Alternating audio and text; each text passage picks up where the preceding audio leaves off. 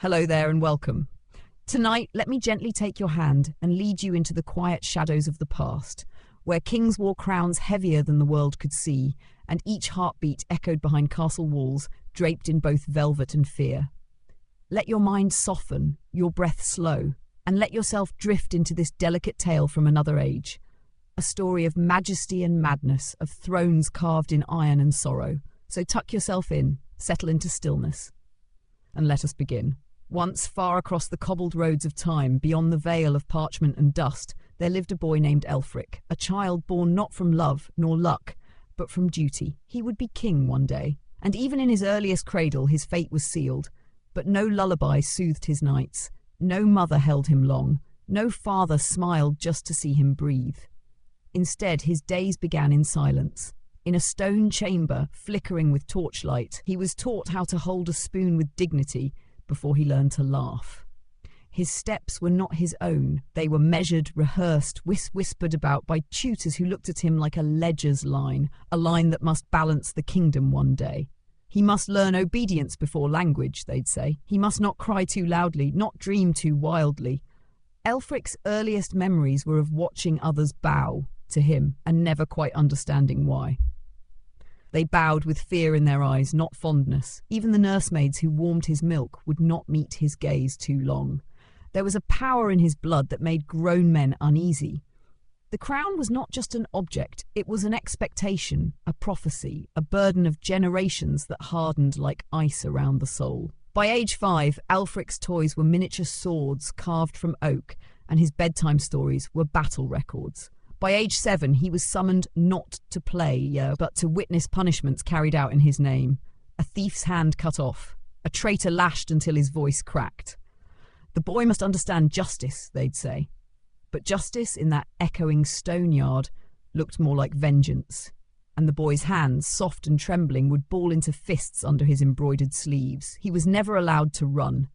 Not barefoot through the fields, not through palace halls. A prince does not run.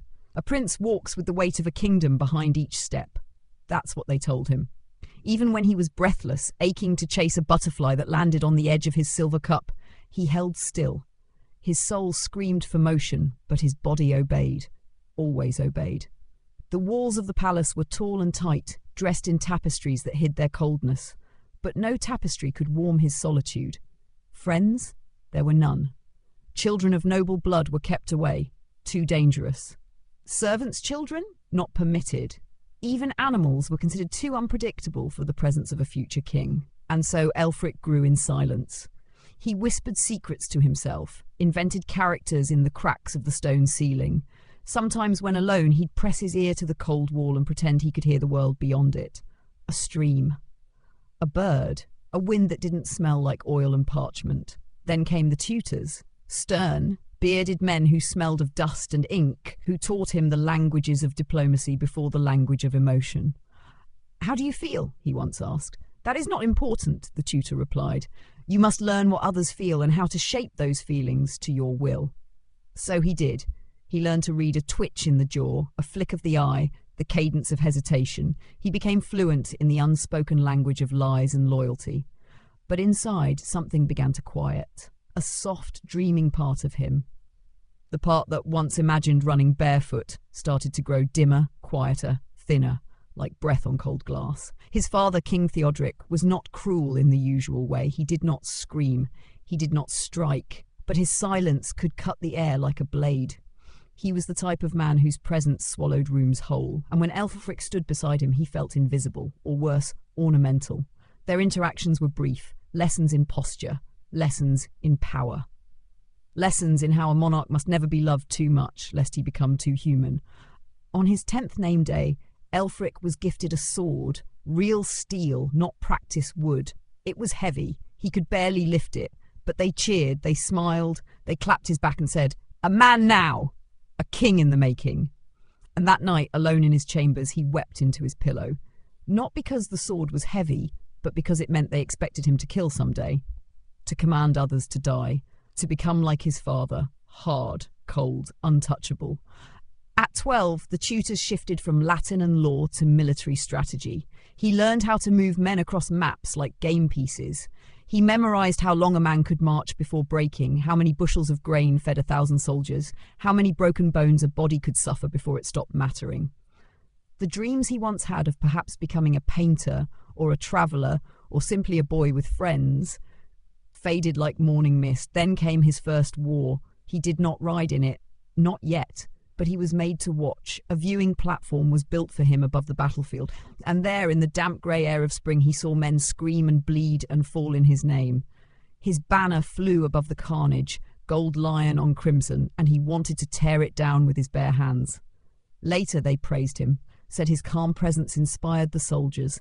They gave him wine, told him he was glorious, but all he could see as he closed his eyes that night was the face of a dying boy, no older than himself, reaching out from the mud with no one to hold his hand. From that moment, a fracture began inside him, a crack in the mask they had built for him. But no one noticed, because kings are not allowed to break, and Ælfric was already wearing the crown. The story continues. The firelight danced along the stone walls, soft and flickering, casting shadows that seemed to whisper as they moved.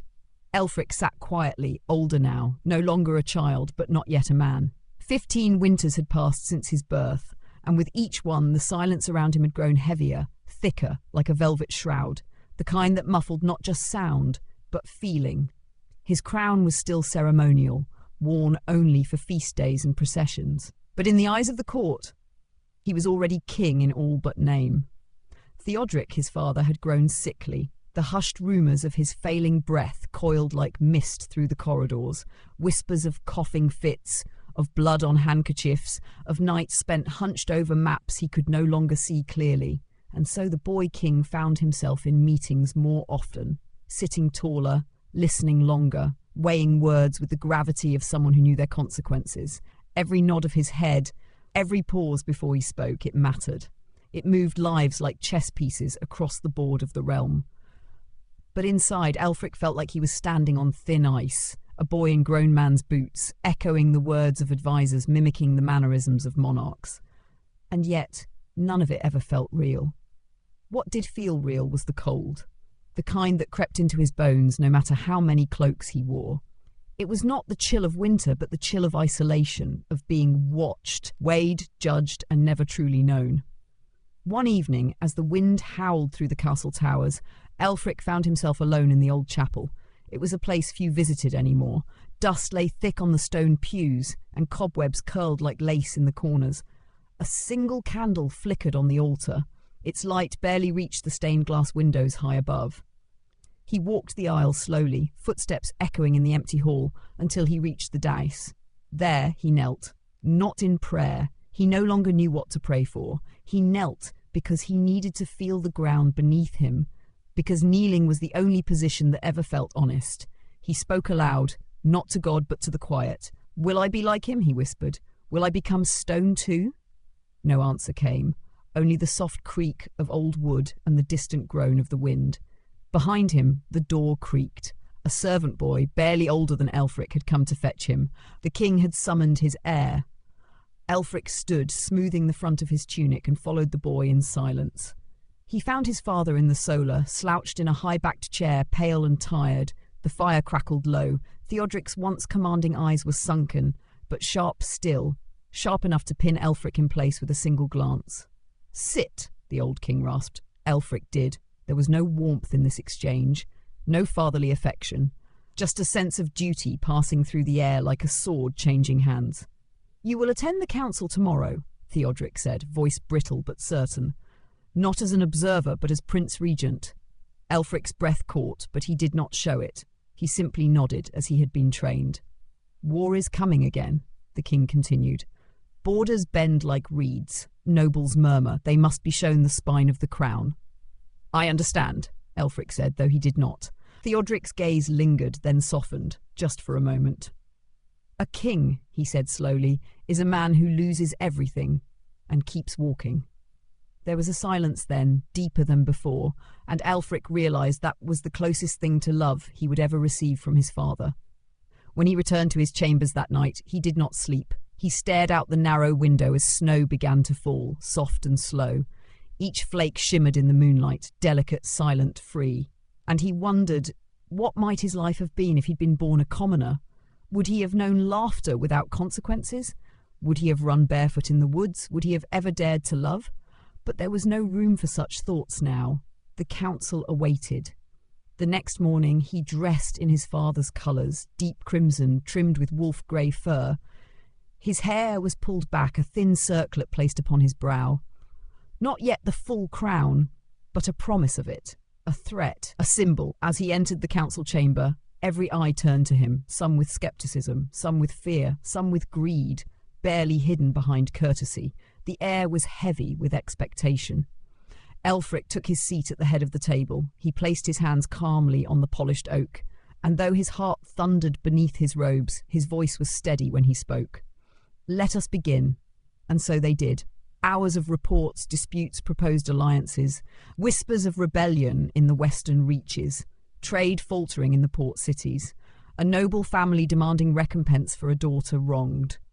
Elfric listened, asked questions, deferred where he must, but asserted where he could. He did not smile, he did not falter.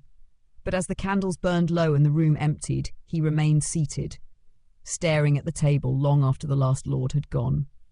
Because beneath the performance, beneath the polished armour of protocol, he knew something was changing. He was becoming what they wanted, but in doing so, he was losing what little remained of himself. That night, he dreamt not of war, nor council halls, nor thrones. He dreamt of a small wooden house beside a river, of laughter echoing across the banks, of a life that would never be his.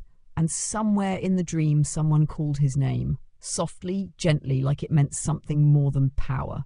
He turned to answer, but woke in the dark, alone.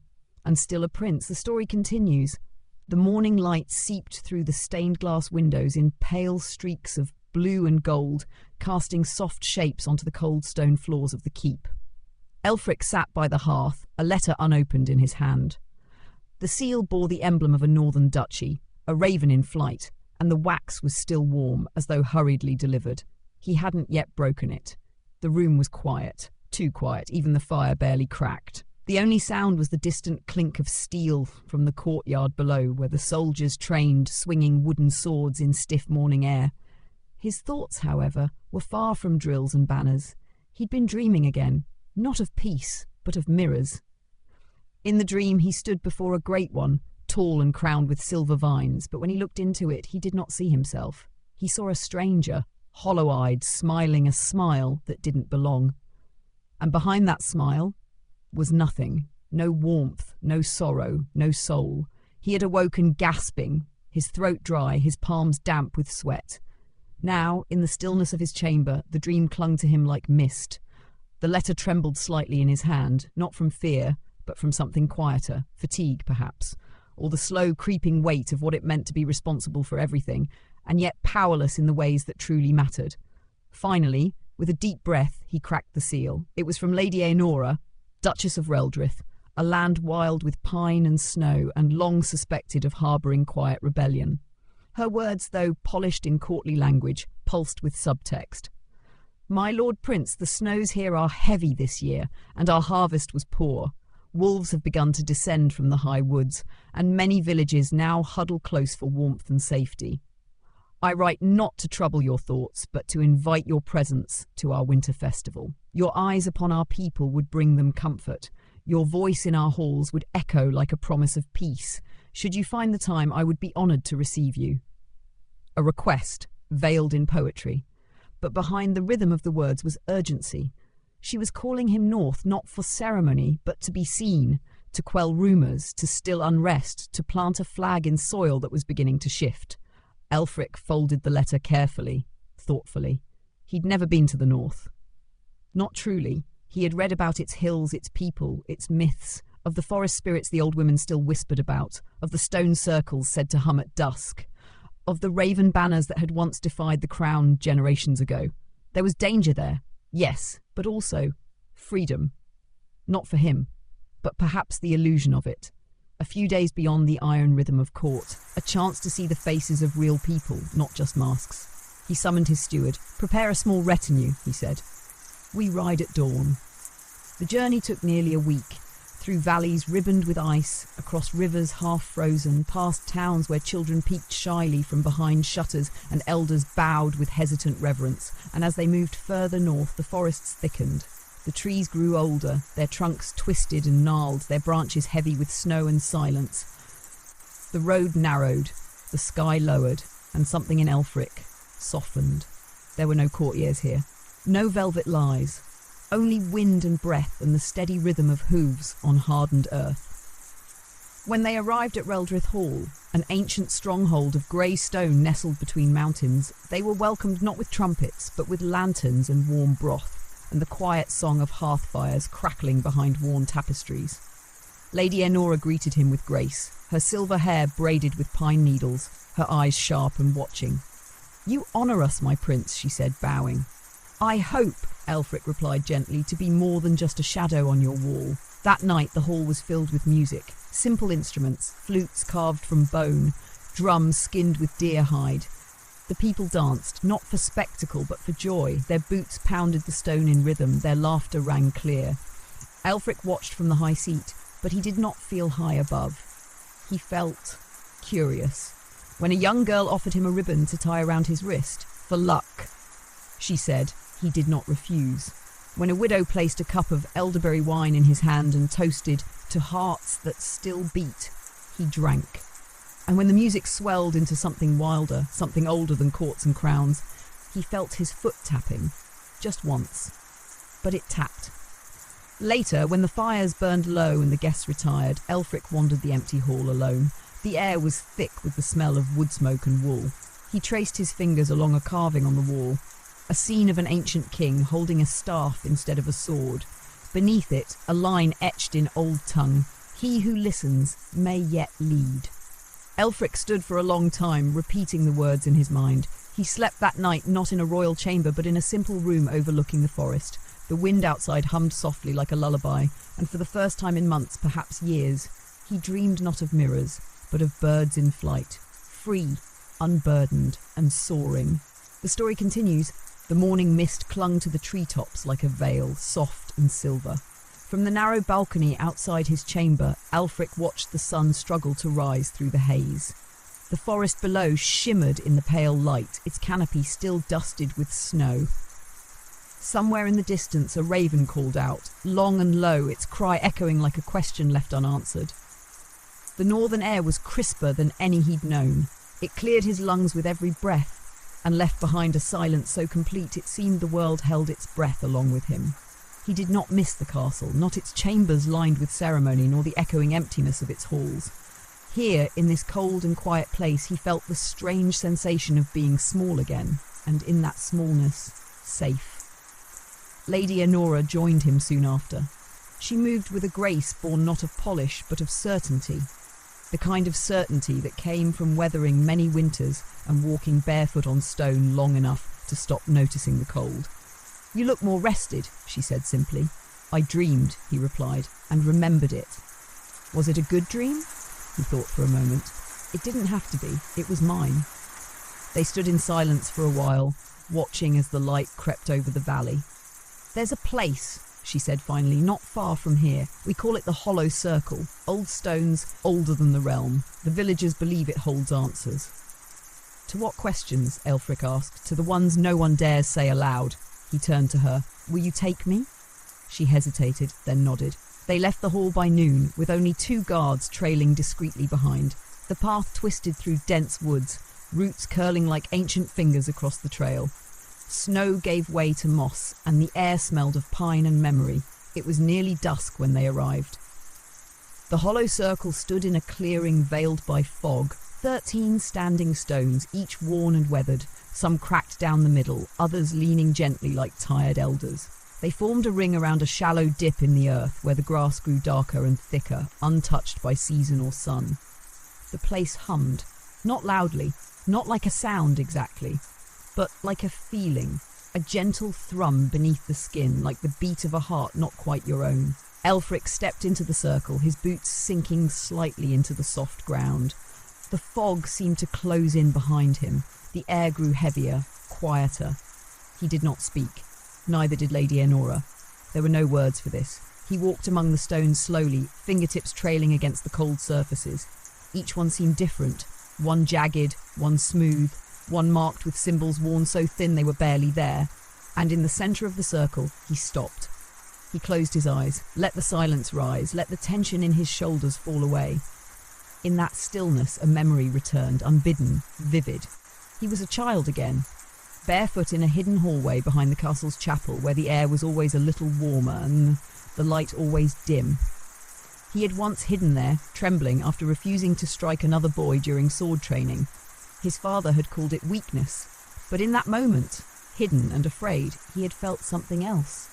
Not fear, not failure, conscience. He opened his eyes, and something shifted, not around him, but within. It was subtle, like a thread snapping deep inside the tapestry of his mind, a quiet unravelling, a question half-formed. What if I am not who they need to be? What if I'm something else entirely? He turned to Lady Honora, standing at the edge of the stones. "Have you stood here before?" he asked. She nodded. "When my son was born, and again when he died." There was pain in her voice, but not bitterness, just memory, unvarnished and clear. "Did it give you answers?" "No," she said, "but it helped me live with the questions." They left the circle as night fell, the trees closing behind them like a curtain. The journey back was quiet, and the stars blinked gently through the branches above. Every now and then, Elfric caught himself glancing back to where the stones had stood, lost now in darkness and distance. He slept that night without dreams. In the days that followed, he walked more among the people, not as a prince, but as a listener. He sat at the edge of village gatherings, watching hands weave wool and mend fishing nets. He helped lift barrels in the cellars of the keep. He held the reins of a horse while a child fed it apples from a frayed pouch. He asked questions, not out of duty, but curiosity.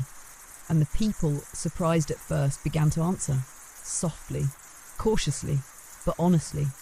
They spoke of hunger and harvest, of storms that came early and of neighbours who drank too much, of births and losses and legends they still told by firelight. They did not speak of rebellions or alliances or treaties, just life, as it was, not as it was scripted to be. And in their words, Elfric heard something he had never learned in council. Truth, unpolished and human. On his last evening in Reldrith, he stood once more at the edge of the woods, watching the sky turn violet. Lady Honora joined him again, arms folded, cloak drawn tight against the chill. "You are not what I expected," she said softly, "nor are you. I hope," she added, "that you won't forget what you've seen here when you return to the throne." Elfric was quiet for a long moment. "I won't," he said finally. But he also knew the world he was returning to would try to make him forget, would claw and grind and whisper until every memory turned to myth. He only hoped he could carry enough of it, even a fragment, back with him, to remind himself on the darkest days that once he had felt something like freedom, even if only for a moment, even if only in the cold, clear air of the north. The road back to the capital was colder than before. Snow clung to the edges of the path like forgotten lace, and the wind that whispered through the trees no longer sounded like song. It carried with it a warning, soft, almost polite, but unmistakable.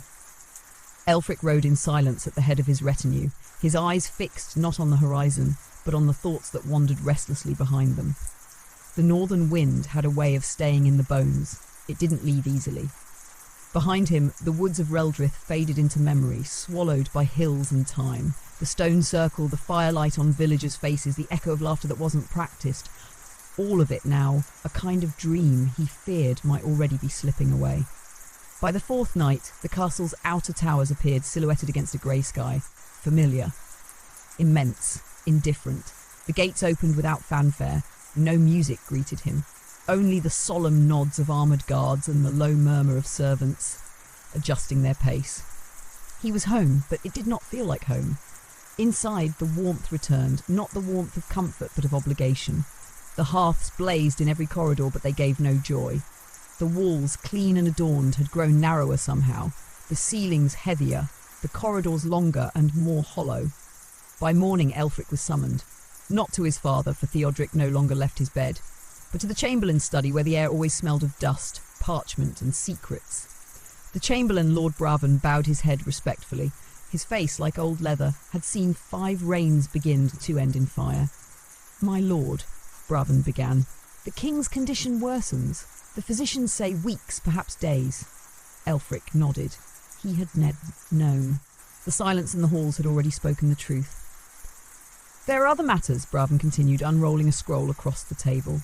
"Letters have arrived, one from the March of Kestrel, one from the Southern Guildmasters. They grow restless. They seek assurance. They seek presence." He did not need to say more. They sought a king. Elfric looked at the scroll, its ink still wet, the lines sharp with worry disguised as civility. He had not even sat down yet. But already they were looking to him, not as a boy, not as a prince, but as a ruler, as a symbol, as something immovable. Later that day, he climbed the stairs to the royal chambers, his steps slow, deliberate. The guards at the door bowed without words and let him pass. Inside, the light was dim. Thick curtains had been drawn across the windows, and the fire in the grate had burned down to a low glow. The scent of dried herbs and smoke lingered in the air. It smelled not of death, but of preparation, as though the room had already begun saying goodbye. King Theodoric lay still beneath layers of furs, his frame gaunt, his skin pale as parchment. For a long moment, Elfric stood silently, watching the man who had shaped his life from a distance, the man who had never truly embraced him, never lifted him in joy, never told him he was enough. And yet, there he lay, small now, vulnerable, mortal. The old king stirred as if sensing the presence. His eyes fluttered open, pale and rimmed with shadow. They found Elfric's and held them. "So," Theodoric rasped, voice dry as leaves, "you've returned." "I have." The king's lips curled slightly, not a smile but something adjacent. "Did the North teach you how to be loved?" Elfric blinked. "No," he answered softly, "but it showed me what it looks like." There was a pause. The fire cracked once and then fell silent again. "You'll need more than that," Theodoric whispered. "Love is not what crowns keep, it's what they kill." Elfric stepped closer. His boots barely made a sound on the thick carpets. "I know," he said, and he did. He felt it now, the slow closing of the world around him, the moment before the storm breaks, the hush before the hymn begins, and within it the weight of a decision he had not made but could no longer refuse. He sat at his father's bedside, hands clasped loosely in his lap. "Do you regret it?" he asked. "All of this?" Theodoric turned his gaze toward the fire. "No," he said at last, "because regret is a luxury. And kings don't get luxury, only survival." Elfric did not speak again. He simply sat there in the dim glow of a dying fire and watched the shadow of the crown pass from one man to another, without ceremony, without song. In the days that followed, preparations began, not for mourning, but for transition. The crown was polished, the great seal re-engraved, oaths redrafted, and everywhere he went, eyes followed Elfric with new weight. The way he stood, the way he paused before speaking, the way he held his shoulders beneath the velvet cloak. He was no longer merely a prince. He was becoming something else, something larger, something that could not bleed or doubt or dream. And still, when he lay alone in his chamber at night, he thought of the hollow circle, of the soft ground, of the feeling in the air, and of the question that had never left him. What if I am not what they need me to be? The question remained, but time did not. The bells tolled at dawn, not the heavy morning toll that followed a king's final breath, but a slow, measured ringing that announced something between an ending and a beginning. Elfric stood in the chapel alcove, watching the way the light caught the dust in the air. His robes were dark, trimmed with sable. No crown rested on his brow, not yet. But the weight of it was already there, settled into his spine like a second skin. Outside, the city stirred.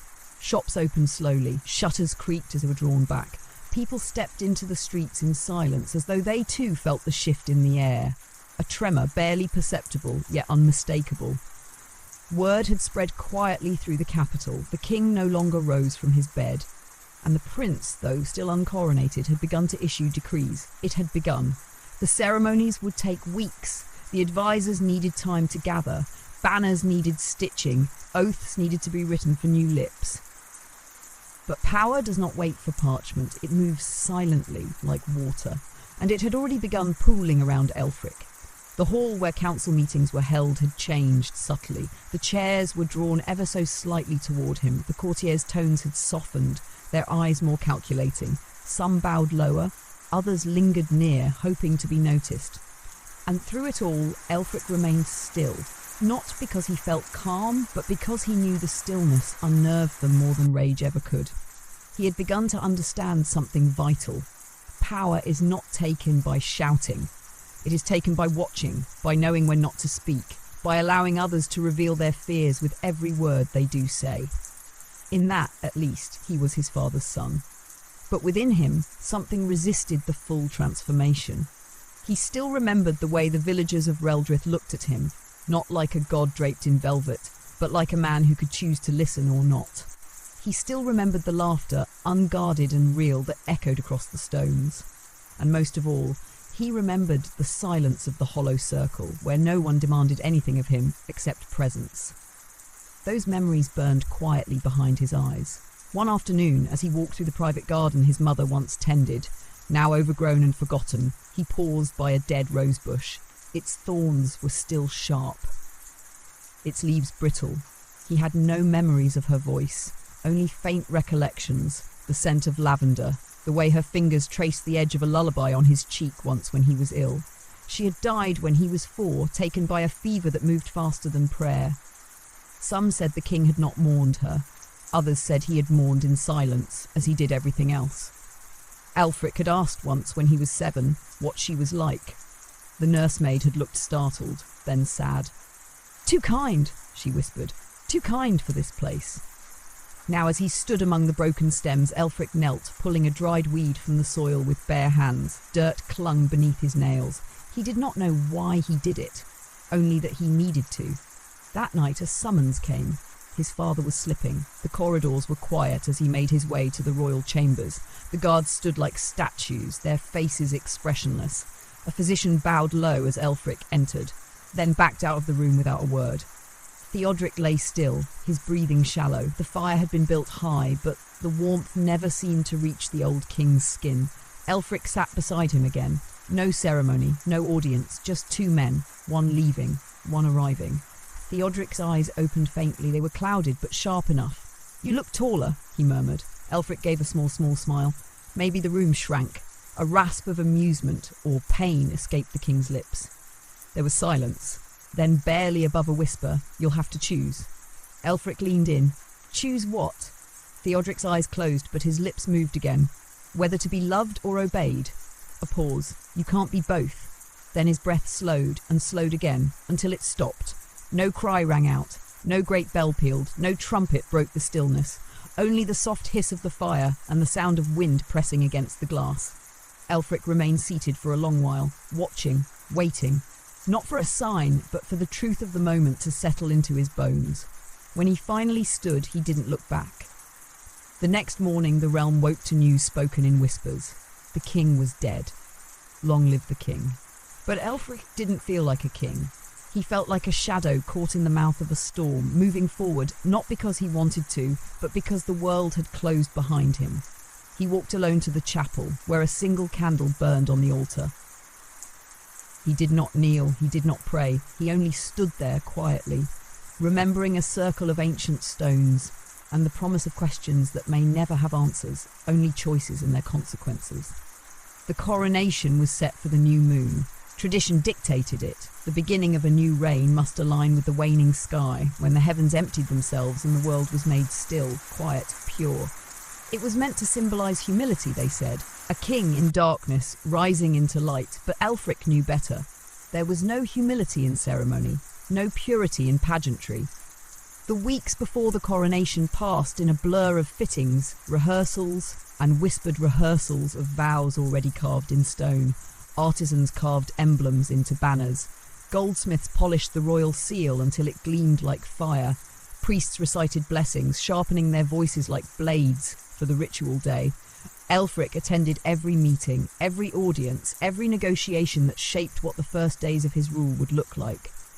But inside he felt as if he were watching someone else, a figure dressed in velvet, mouthing words that were his, yet hollow. On the eve of the coronation he wandered the castle alone, past the tapestry-hung halls, past the throne room which had been stripped and cleaned until the stone itself gleamed, past the great kitchens where sugar cakes shaped like lions cooled on trays. He descended into the crypt. It was cold there, the air still. No torches burned, only pale shafts of moonlight slipped through high slits in the wall. The tombs of kings lined the chamber, each a sarcophagus of stone, each bearing the name and crest of a man once bowed to, once feared, once adored. Now silent, now still. He stopped before his father's resting place. No inscription had been carved yet, only a name in chalk. Theodoric! The old king had requested no ceremony, no monument, only a simple burial and silence. Elfric wondered if that had been humility or shame. He sat on the edge of the platform and breathed in the stillness. Something about the quiet of the dead was more honest than the words of the living. He whispered, "I'm not like you." The tomb did not answer. "I don't want to be," he added. Then after a moment, a softer truth escaped his lips. "But I don't know how not to be." His voice trembled in the cold air and faded into the stone. He stayed there for some time until the night grew deeper, until even the echoes stopped returning. When he rose, it was with a strange calm, not of peace, but of resolve. There would be no turning back. Not now. As the sun rose, the castle came alive. The courtyard filled with nobles and envoys. Musicians tuned their lutes in the gallery. The royal chapel was dressed in blue and silver, colours of winter and dusk. Incense coiled in the air like breath from another world. Elfric stood before a gilded mirror as attendants adjusted his robes. Layers of silk and fur weighed on his shoulders, heavy with meaning he no longer believed in. A final touch, the circlet, thin, silver, a mere shadow of the crown to come. When he entered the chapel, the room fell into reverent silence. He walked the aisle slowly, each step measured, each breath drawn in rhythm with the choir that began to sing, ancient, low chants that echoed like winds through a canyon. At the altar, the high priest waited, his hands folded, his gaze serene. Before them stood the crown. It was older than memory, forged in a time when kings were named by steel, not by scripture. A band of iron and gold, studded with dark rubies. Not beautiful, not delicate, just heavy. The priest spoke the words, and Elfric listened. Oaths were read, incantations recited, and when he was finally told to kneel, he did so without hesitation. The crown was lifted, and the world fell silent. He felt the cold metal press against his scalp. He felt the pressure behind his eyes, as if a second skull were being forged atop his own. He felt the collective inhale of a kingdom waiting to exhale. And then, the final words. "Arise, Elfric, king of Valior, son of Theodoric, bearer of the flame, voice of the realm." He stood, not as himself, but as something else. The cheers erupted, loud, practiced, soaring, trumpets blared. The nobles knelt, even the foreign envoys bowed their heads. And still, within the roar, Elfric felt profoundly alone. That night, the feast was grand. Tables sagged with meat and wine, dancers spun like leaves in a storm. Toasts were made, songs composed on the spot. He smiled, he drank, he said the right words. But inside, something shifted. He could feel it, like a door gently closing. In the quiet of his chambers later, as he stood by the window, watching torches flicker below like scattered stars, he removed the crown and set it gently on the table. It thudded softly, heavier than it looked. He ran a hand through his hair, now damp with sweat, and whispered to the darkness, "They don't know me." The wind outside rustled the curtains. "They only know the shadow I cast." And as the moon vanished behind a cloud, Elfric turned away from the window. The king no longer dreamed. There was no space left for dreams. Only waking, only rule, only what came next. The morning after his coronation, the castle was quieter than usual. Not with peace, but with the kind of stillness that follows thunder. The great feast had exhausted even the most tireless of courtiers, and many now lay in their chambers nursing the weight of too much wine and too many expectations. Elfric did not sleep in. He rose before the sun crested the eastern towers, dressing without the help of his attendants. The heavy robes were folded neatly aside. Instead, he wore a simple wool tunic, dark grey, unadorned. No rings, no sash, no crown. He moved silently through the empty corridors, passing by oil lamps that still burned low from the night before. Each step felt strangely separate from the floor beneath him, as though he floated through the palace, not a man but a spectre wearing his own face. His destination was a wing of the castle rarely used, save for ceremonies and mourning, the royal archives. The Chamberlain had once described it as the mind of the kingdom, though it felt more like its memory. a place of endless shelves and sealed tomes, scrolls so ancient their ink had turned grey, maps whose lands no longer bore the same names. Histories recorded not for the people, but for the throne, lessons buried in dust and secrets. Elfric passed beneath the carved archway, tracing its edges with his fingers. No guards were posted, no torches lit. Only the pale fingers of dawn slipped through a single high window, illuminating motes of dust that danced lazily in the air. He moved with purpose, yet without urgency, his footsteps muffled by old rugs. He wasn't looking for anything specific. At least, that's what he told himself. But part of him, the quiet part that never spoke during council meetings, that never raised its voice during feasts, had returned here in search of something ancient. Not power, not prophecy, truth. He stopped at a shelf marked with an iron sigil, Kings Before Fire. He pulled a thick ledger bound in cracked leather and opened it slowly.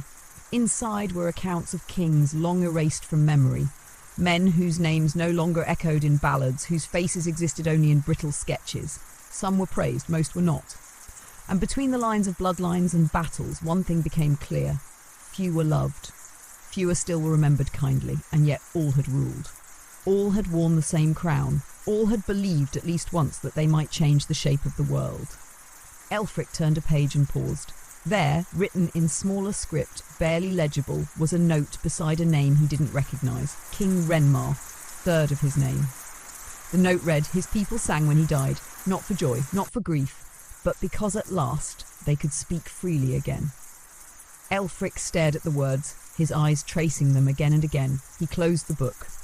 Behind him, a voice broke the silence. You seek ghosts, Majesty? He turned. It was Lord Braven, the Chamberlain. Cloaked in black as always, his expression unreadable beneath the folds of his brow. Perhaps, Elfric replied, or answers. Braven stepped closer, his boots barely echoing on the stone.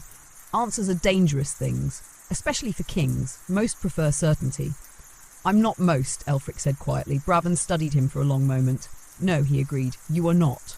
There was no compliment in the words, nor warning, just observation. They stood together for a while, amid the shadows of 1,000 years. Eventually Braven spoke again. The court expects you at the morning address. Let them wait. Waiting creates questions. Then let them ask. Braven bowed his head ever so slightly, then turned and disappeared into the corridor, his form swallowed by shadow. Elfric remained. He returned the book to its place and wandered further into the depths of the archives, past shelves too tall to reach without ladders, past records sealed with royal wax, unopened for generations.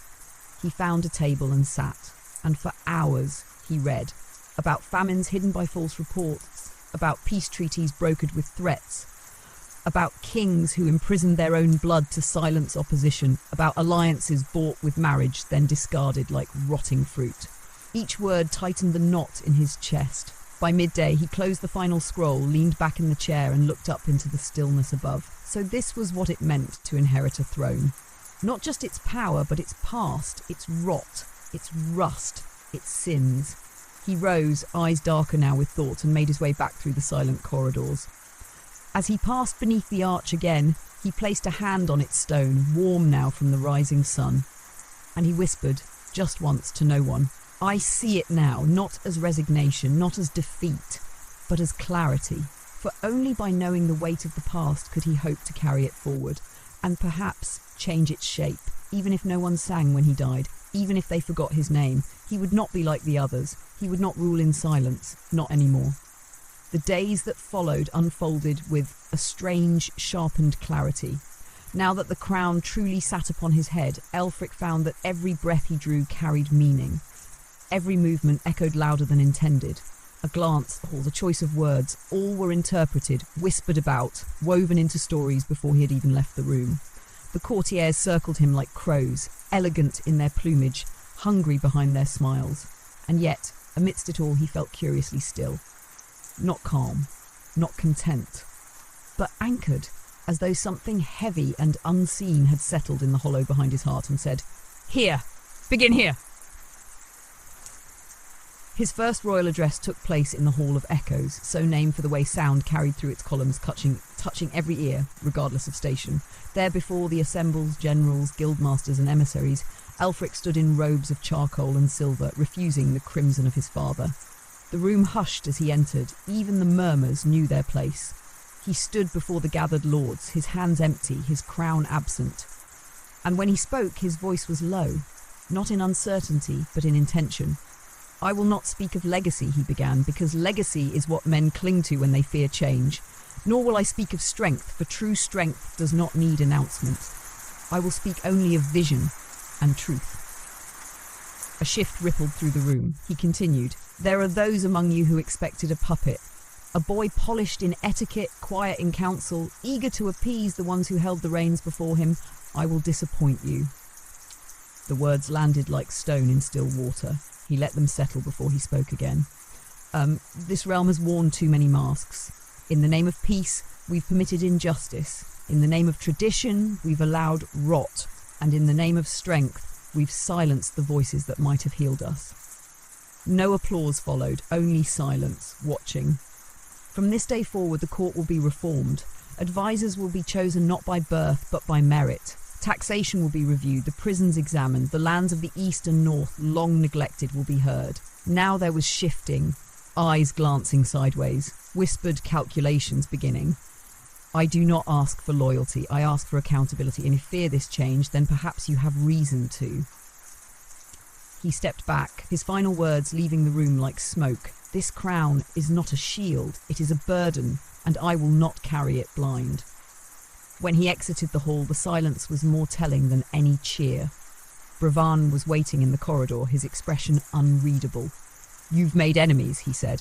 Elfric nodded. "I intend to make more."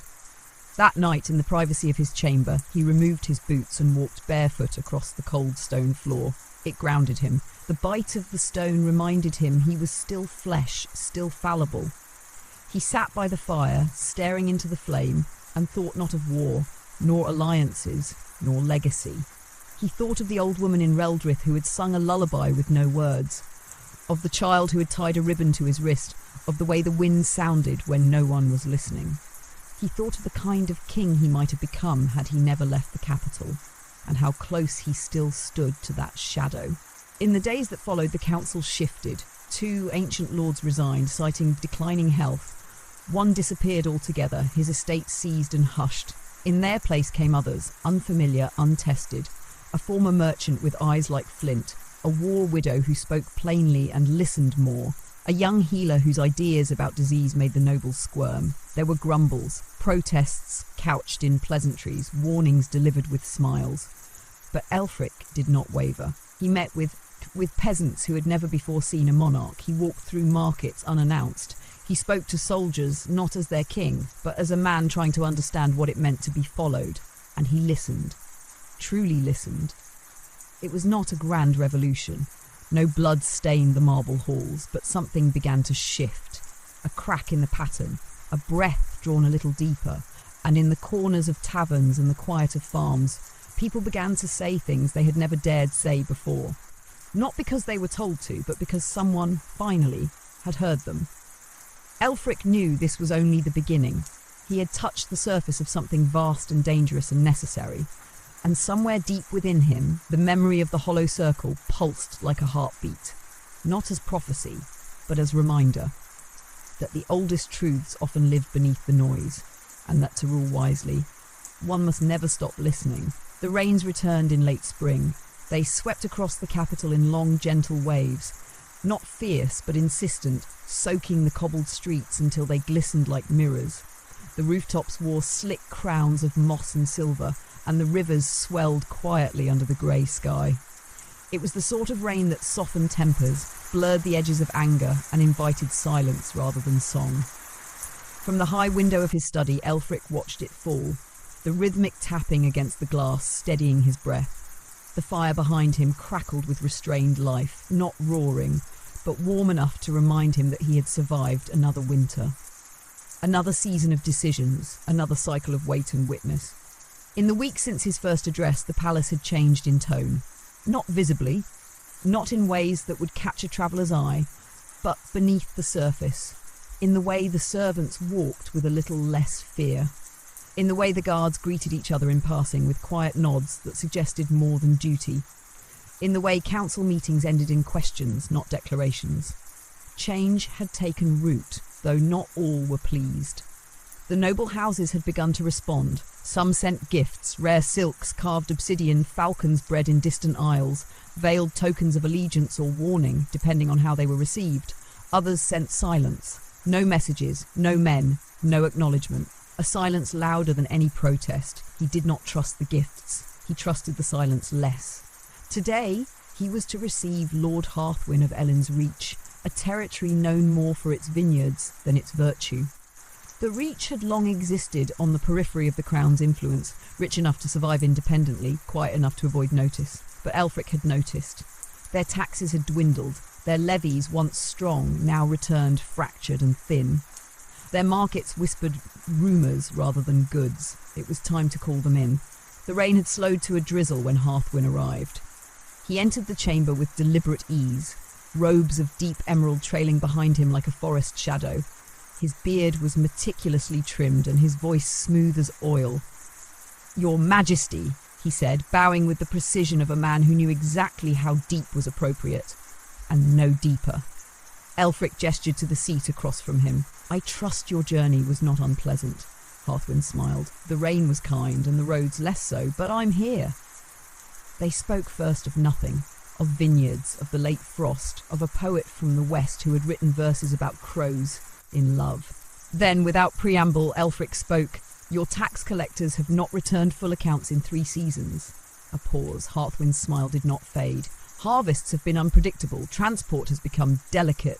"Your harvests," Elfric replied calmly, "were double the southern fields this year. I read every report."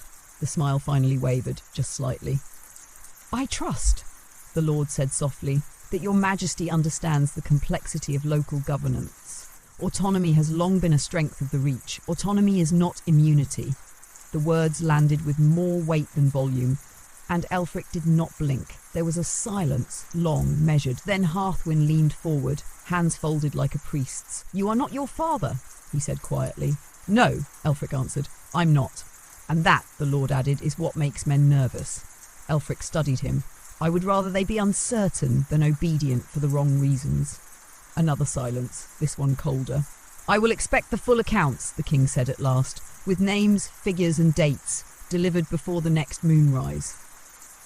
Hearthwyn bowed again, but this time the movement was slower, more thoughtful, and when he left, he did not speak again. That night, Elfric stood once more at the window. The rain had stopped, the sky was still a heavy slate, but a single star had broken through, faint, flickering, but stubborn. Behind him, the fire burned lower. He thought of the boy he had once been, hiding behind tapestries, afraid to ask questions. He thought of the man he had become, now asking questions no one wanted answered. And he thought of the line between firmness and cruelty, between strength and fear. He would not rule with a closed fist, but he would not offer a crown only to have it treated like a coin. He opened the window, let the cool air in. Let the sounds of the city, wet cobblestones, distant laughter, a bell ringing once, settle around him. And in the stillness he whispered a quiet promise, not to the realm, not to the ancestors, but to himself. "I will not become stone." He let the words float into the night, carried away on air that still smelled of rain and something older, something waiting to bloom. The scent of parchment and beeswax hung in the air as Elfric entered the old scriptorium. It had once been a place for monks and scribes, long before it was repurposed into a room of quiet record. Now the chamber was lit with long windows and the steady glow of oil lamps. Shelves lined every wall, each one sagging beneath the weight of ledgers, scrolls and codices. Not ancient history like in the royal archives, but something far more dangerous. The present. These were the records of now. Tax routes, shipping manifests, land charters, troop deployments, coded missives. Every breath the kingdom took was written here somewhere, if one knew where to look. Aelfric had begun coming often, not out of obsession but out of necessity. To rule, he was beginning to understand, meant more than the throne and its rituals. It meant knowledge, details, patterns. And hidden within those lines of ink were truths that no advisor would speak aloud. He moved to a long oak table where 3 ledgers had been opened in preparation. The steward bowed silently before stepping away, leaving the king alone with numbers and consequence. The first book detailed grain shipments from the southern provinces. He traced his finger down a column, quantities, dates, destinations. It looked complete, generous even, until he compared it to the second ledger, where records from the market halls in the capital told a different story. Grain was arriving late, sometimes not at all. Prices were rising, but not officially. Merchants were bribing guards to pass through unweighed.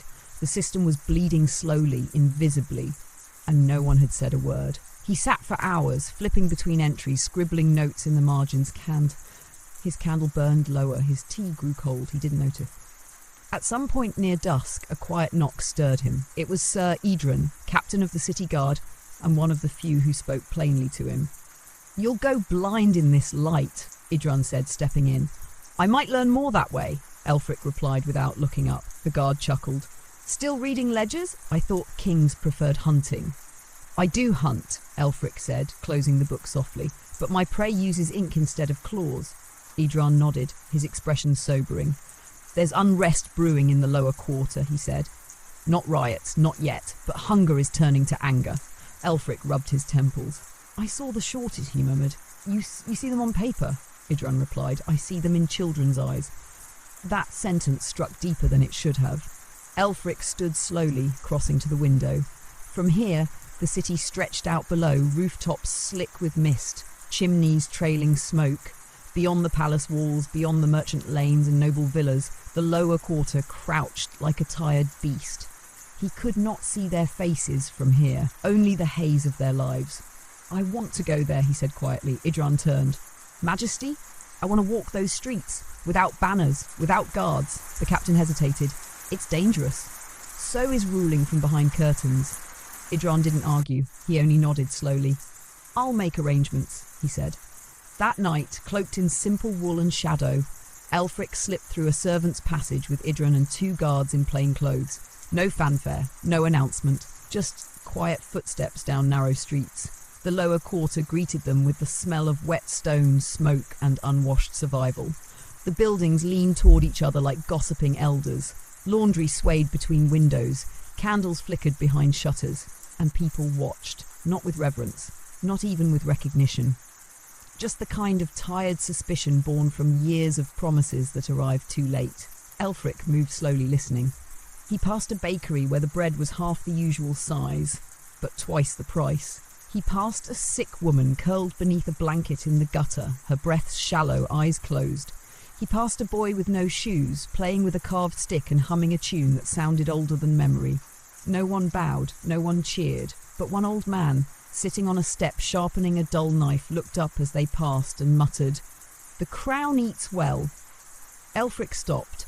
"What did you say?" he asked. The man squinted at him. "I said the crown eats well." A pause. "And what do you eat?" Elfric asked. The man grinned, toothless. "Roots, mostly, and pride." It wasn't said with hatred, just fact. Elfric knelt, eye level with him. "What would you change if you could?" he asked. The man blinked. "Rain less," he said. "Make bread cheaper, teach the young to read, and take the leeches out of the merchant courts." Elfric smiled faintly. "That's quite a list." The old man shrugged. "A king who listens could make it happen." He stood, leaning on his cane, and shuffled back inside. No names were exchanged, but the words stayed with him. Back in the palace, hours later, Elfric sat once more at the table in the scriptorium. He lit a fresh candle, opened a clean page, and began to write. "Bread prices shall be regulated against drought inflation.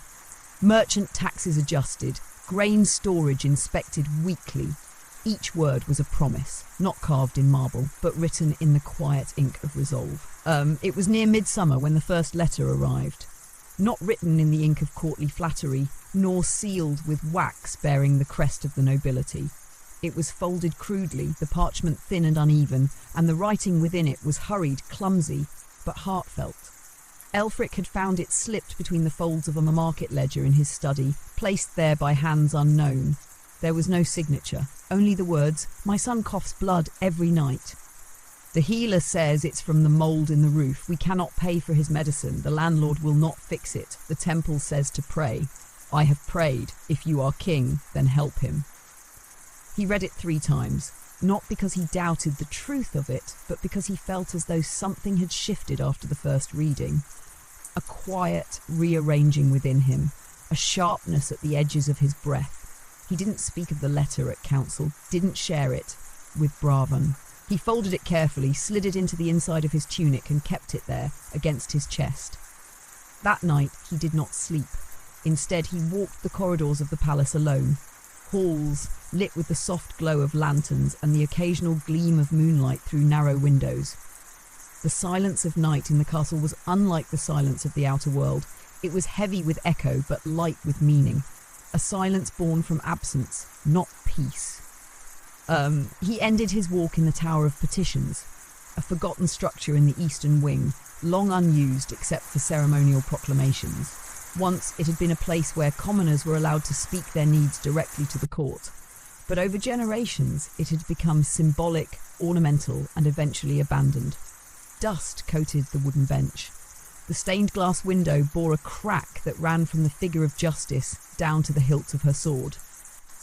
Aelfric stood there for a long time, one hand on the sill, the other still tucked to his chest where the letter rested.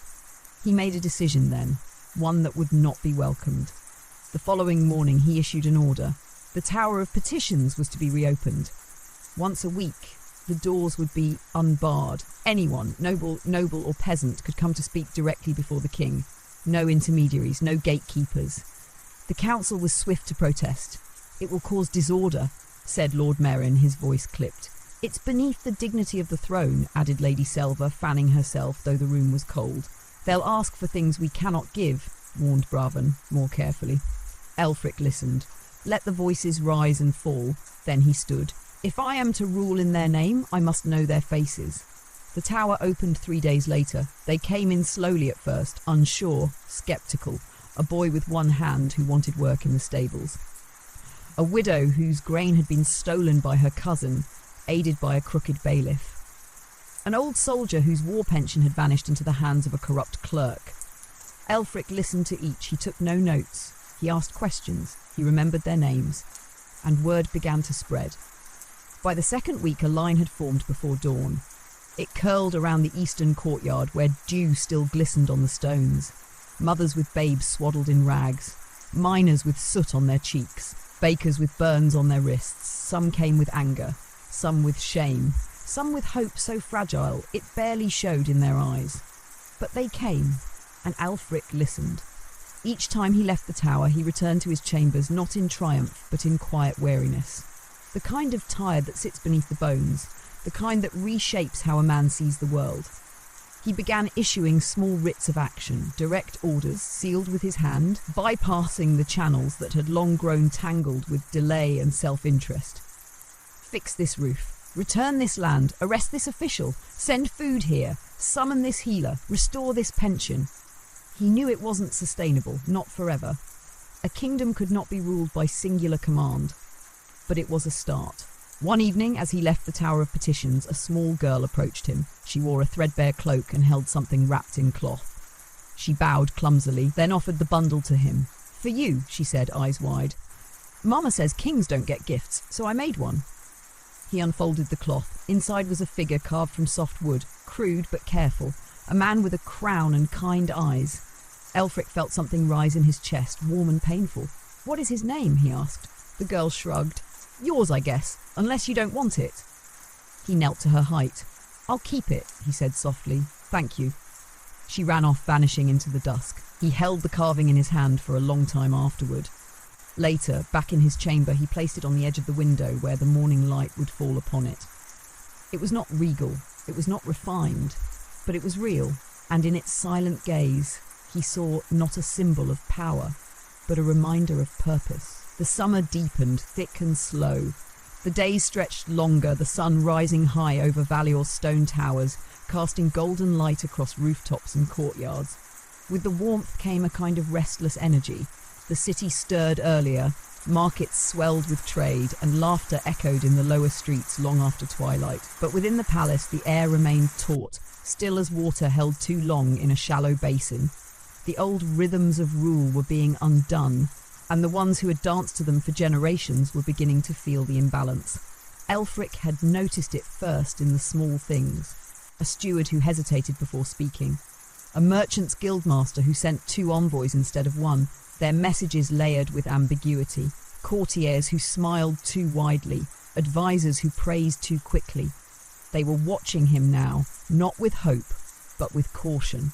For they understood, perhaps more quickly than he had, that this king did not intend to preserve what had come before. He intended to rewrite it.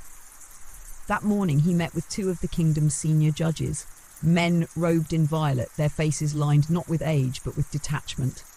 They sat stiffly in the audience chamber, scrolls spread out before them. Elfric stood at the window, back to the light. "I've read the ledgers from the Eastern courts," he said. 22 trials, 9 convictions, none against landholding nobles. All thefts punished by seizure of property, regardless of circumstance. One of the judges, Lord Grathwin, adjusted his spectacles. "The law is clear, Majesty. Theft is a breach of order." "And what is it?" Elfric asked. "When a landowner withholds wages, or when a merchant demands triple price for bread in a famine?" "That is commerce," Grathwin replied. Elfric turned to face him fully. "It is cruelty." The second judge, Sir Varlan, shifted uncomfortably. "The law cannot bend to every sob story, Your Grace. It must remain impartial." "Impartial to whom?" Neither answered. "I am rewriting the charter," Elfric said. "A commission will be formed, mixed, not just of nobles magistrates, but of scholars, healers, farmers and tradesmen. The law must reflect the lives of those who live under it." Grathwin paled. "That is highly irregular." "So was opening the Tower of Petitions," Elfric said, "and yet the realm still turns." When the judges left, their footsteps echoed like quiet threats, but he did not call them back. That evening, he walked once again through the palace gardens. The air was heavy with the scent of late roses and damp earth. Somewhere a nightjar called from the trees, its low cry rising like a question in the dusk. By the fountain he found Bravan waiting. The old chamberlain stood with his hands behind his back, face as unreadable as ever. "You've made yourself very busy, Majesty." "I would call it necessary," Elfric replied. Bravan inclined his head. "And I would call it dangerous." "To whom?" "To the illusion," Bravan said quietly, "that kings are made by blood alone." Elfric studied him. "Do you believe that?" Bravan was silent for a moment. "I believe thrones are not built with iron or stone," he said. "They are built with stories, and stories take generations to change." Elfric looked toward the sky. A single cloud drifted across the stars like a ghost seeking rest. "Then let mine be the beginning of a different one." Bravan's voice softened, almost with a trace of something like respect. "Then prepare for the parts where the people stop listening." He left Elfric alone by the fountain. The water shimmered faintly in the moonlight. A leaf floated gently across its surface, circling slowly in the current. Later that night, as the city quieted and the palace windows darkened, Elfric sat at his writing desk. The carved wooden figure the little girl had given him still watched from the sill, its expression unchanging. He opened a fresh scroll and wrote the first lines of a new charter. "Let the law be the voice of the many, not the protection of the few."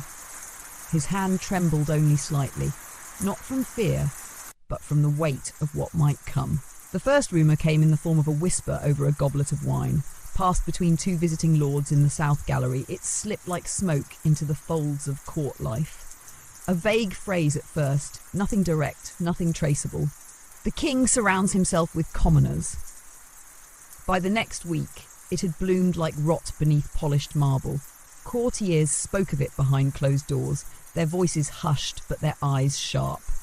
A noblewoman mentioned it with a flutter of her fan. A steward muttered it as a complaint, veiled as curiosity. And then came the letters. One from House Velrun, laced with honeyed phrasing. "Your Majesty's zeal for inclusion is admirable, but there are those among us who wonder if tradition is being overlooked." Another from the Grand Chamber of Trade. "We request assurance that guild privileges shall not be diluted by the rising voices of untested hands." And another, unsigned. "A king who forgets who built the palace should not be surprised when the walls begin to shift." Elfric read each one in silence, then set them aside. He was not surprised, but still he was weary. He had known from the beginning that change would rattle the cages of those who had lived for centuries with the doors wide open.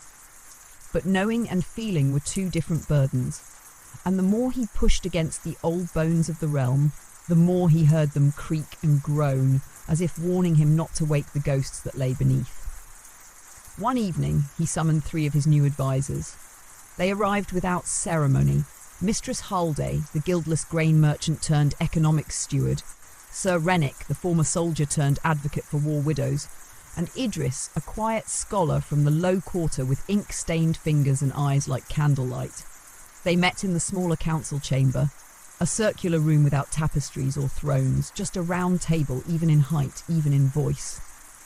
Ælfric did not sit on a higher seat. He leaned forward, hands clasped, and spoke plainly. "There's resistance, growing, quiet now, but building. They call you dangerous. They call me foolish." Mistress Halday smiled grimly. "Then we are on the right path." Idris adjusted his sleeves. "Truth often looks like rebellion to those who've grown used to fiction." Sir Rennick simply nodded. "We expected this." Ælfric looked at them. These were not men and women born to gold and velvet. They were not shaped by palaces or polished in the etiquette of diplomacy. They had been born in dirt, fought through silence, and risen by the weight of what they'd seen and what they refused to forget. "You still believe this can work?" he asked them softly. Mistress Halday met his gaze. "If it doesn't, then nothing ever will." He said nothing more. He only nodded and dismissed them. Later that night, thunder rolled over the hills. A storm broke across the city, sweeping the rooftops in silver torrents and rattling windows in their frames.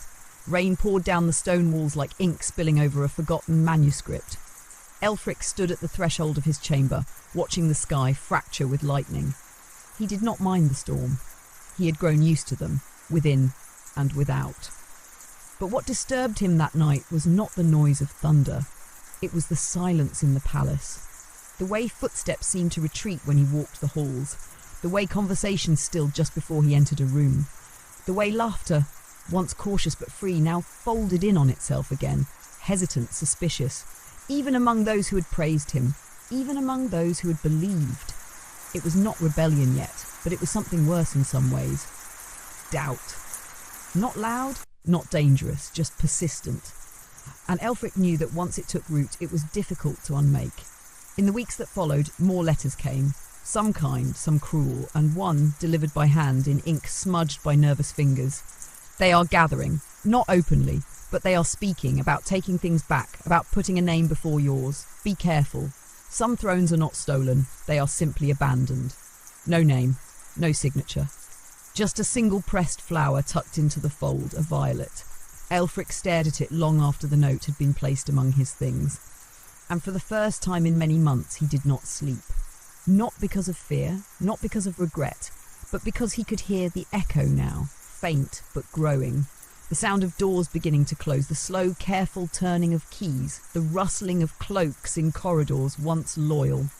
He stood by the window until dawn, watching the clouds dissolve into a pink horizon. And when the first bird called across the rooftops, he whispered a single thought aloud, his voice hoarse with exhaustion. So be it. It was not surrender, it was resolve.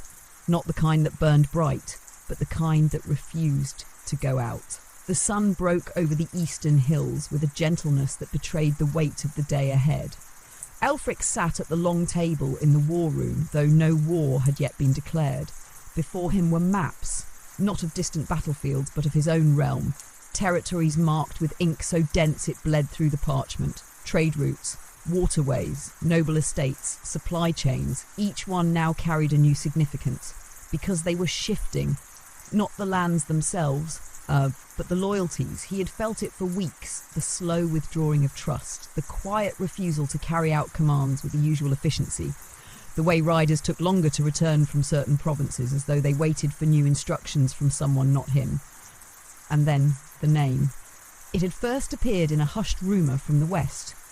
Alinor, a name not heard in court for years, a name once spoken with reverence, then buried beneath silence. Alinor of House Ryle, cousin to Ælfric, daughter of Theodric's estranged brother, born of a union long dismissed.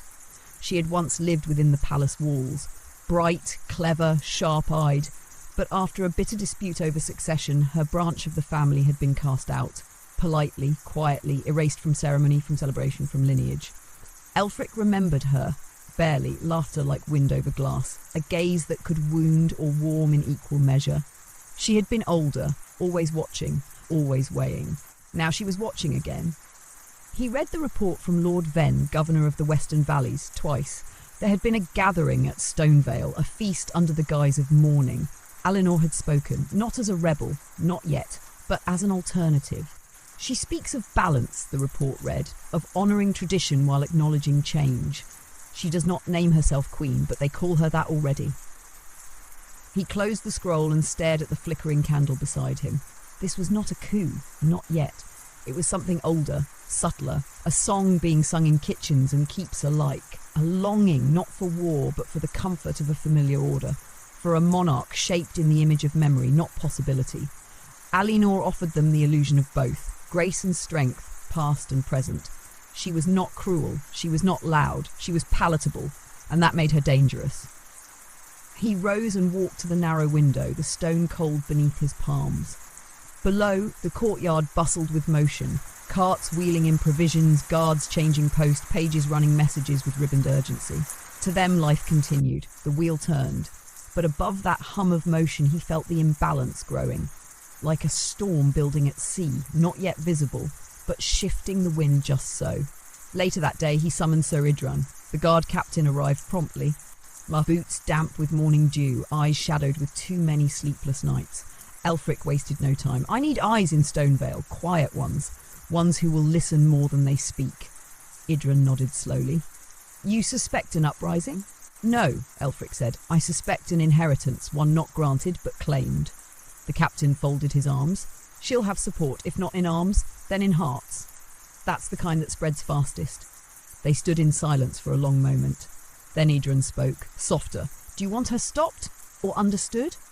Elfric looked away toward the horizon. I want to know what she believes she's protecting. Idrun nodded again and left without another word. That night, Elfric found himself in the old tower library, a forgotten place, even among scholars. Here, the shelves were uneven, the candles few. Dust gathered like snowfall on the untouched. He pulled an old ledger, bound in worn leather, a family tree. He traced the names with his finger, the elegant ink of dynasties and divisions. His own name written near the top now, just below his father's. And there, farther down, branching gently like a river splitting, Alinor Ryle. No mention of her exile. No note of the silence that followed, just a name, preserved in ink, waiting. He sat on the floor beneath the window, the book still in his lap. The moon had risen by then, casting silver light across the yellowing pages, and he wondered, if she had been in his place, would the people still be hungry? Would the judges still hide behind law? Would the letters still arrive with warnings wrapped in lace? Would they have listened to her sooner? Or had the crown itself become the curse, reshaping every wearer into something that could not be loved, only feared or followed? He closed the book, not with anger, not with grief, but with a resolve sharpened by a quiet truth. Alinor might be everything the people remembered. But memory was not always right, and the future did not belong to the past, not anymore. The days grew longer still, heavy with golden light and the kind of heat that slowed the breath and made thoughts stretch into stillness. In the capital, windows were left open late into the night, and the murmurs that drifted through them were not just of the weather, they were of her. Alinor. Her name passed through mouths like a secret meant to be shared, too warm to be held alone. Children repeated it in games. Bakers spoke it while kneading dough. Nobles, ever subtle, offered toasts to enduring legacies and exchanged glances too careful to be casual. But beneath the surface it was not admiration that bloomed. It was doubt. Doubt not just in Elfric, but in the very foundation of what he had tried to build. Because Alinor had not called for rebellion, she had called for remembering. And in doing so, she gave the discontented something more powerful than a cause. She gave them nostalgia. And Elfric, for all his reforms and quiet visits and late-night decrees, had never inspired nostalgia. He had asked them to dream forward, not backward. And that, to some, was unforgivable. He stood now in his private chamber, the dusk painting the floor in streaks of burnt orange. Before him was a letter, sealed with a wax sigil he hadn't seen in years. The crest of House Ryle. A silver sun, half-shrouded. He broke it slowly. The letter was written in a clean, measured hand, unmistakably hers. Dear cousin! It seems we have come to a point where silence would be mistaken for avoidance and distance mistaken for defiance. I write not to challenge you, but to offer clarity. What I do is not ambition, it is remembrance of promises made and paths abandoned, of a realm that once moved with rhythm instead of rupture. You have changed much, and there are those who find in your change the seeds of fear. I do not claim to be the cure, but I am the memory they cling to when the ground shifts beneath them. If we are to meet, let it be in truth, not on the edges of rumour. There is a clearing in the Aedwin woods 3 nights from now. Come without guards, or don't come at all. He read the letter again, slowly. It was not a threat. It was not an invitation. It was a test. He held the parchment until the light faded entirely, until only the sound of cicadas remained to fill the hush. When he finally spoke, it was to the empty air. I will go. He made no announcement. No council was called. No permission sought. 3 days later, before dawn, he left through the narrow servants' gate in plain clothes and a hooded cloak. Only Sir Idrun knew, and only because Aelfric had handed him a sealed note with a simple instruction. If I do not return by the 4th day, open this. The woods of Aedwin were deep and old. Trees like towers, branches woven into green canopies that let the sun trickle through in slow, golden drips. Birds called with soft voices.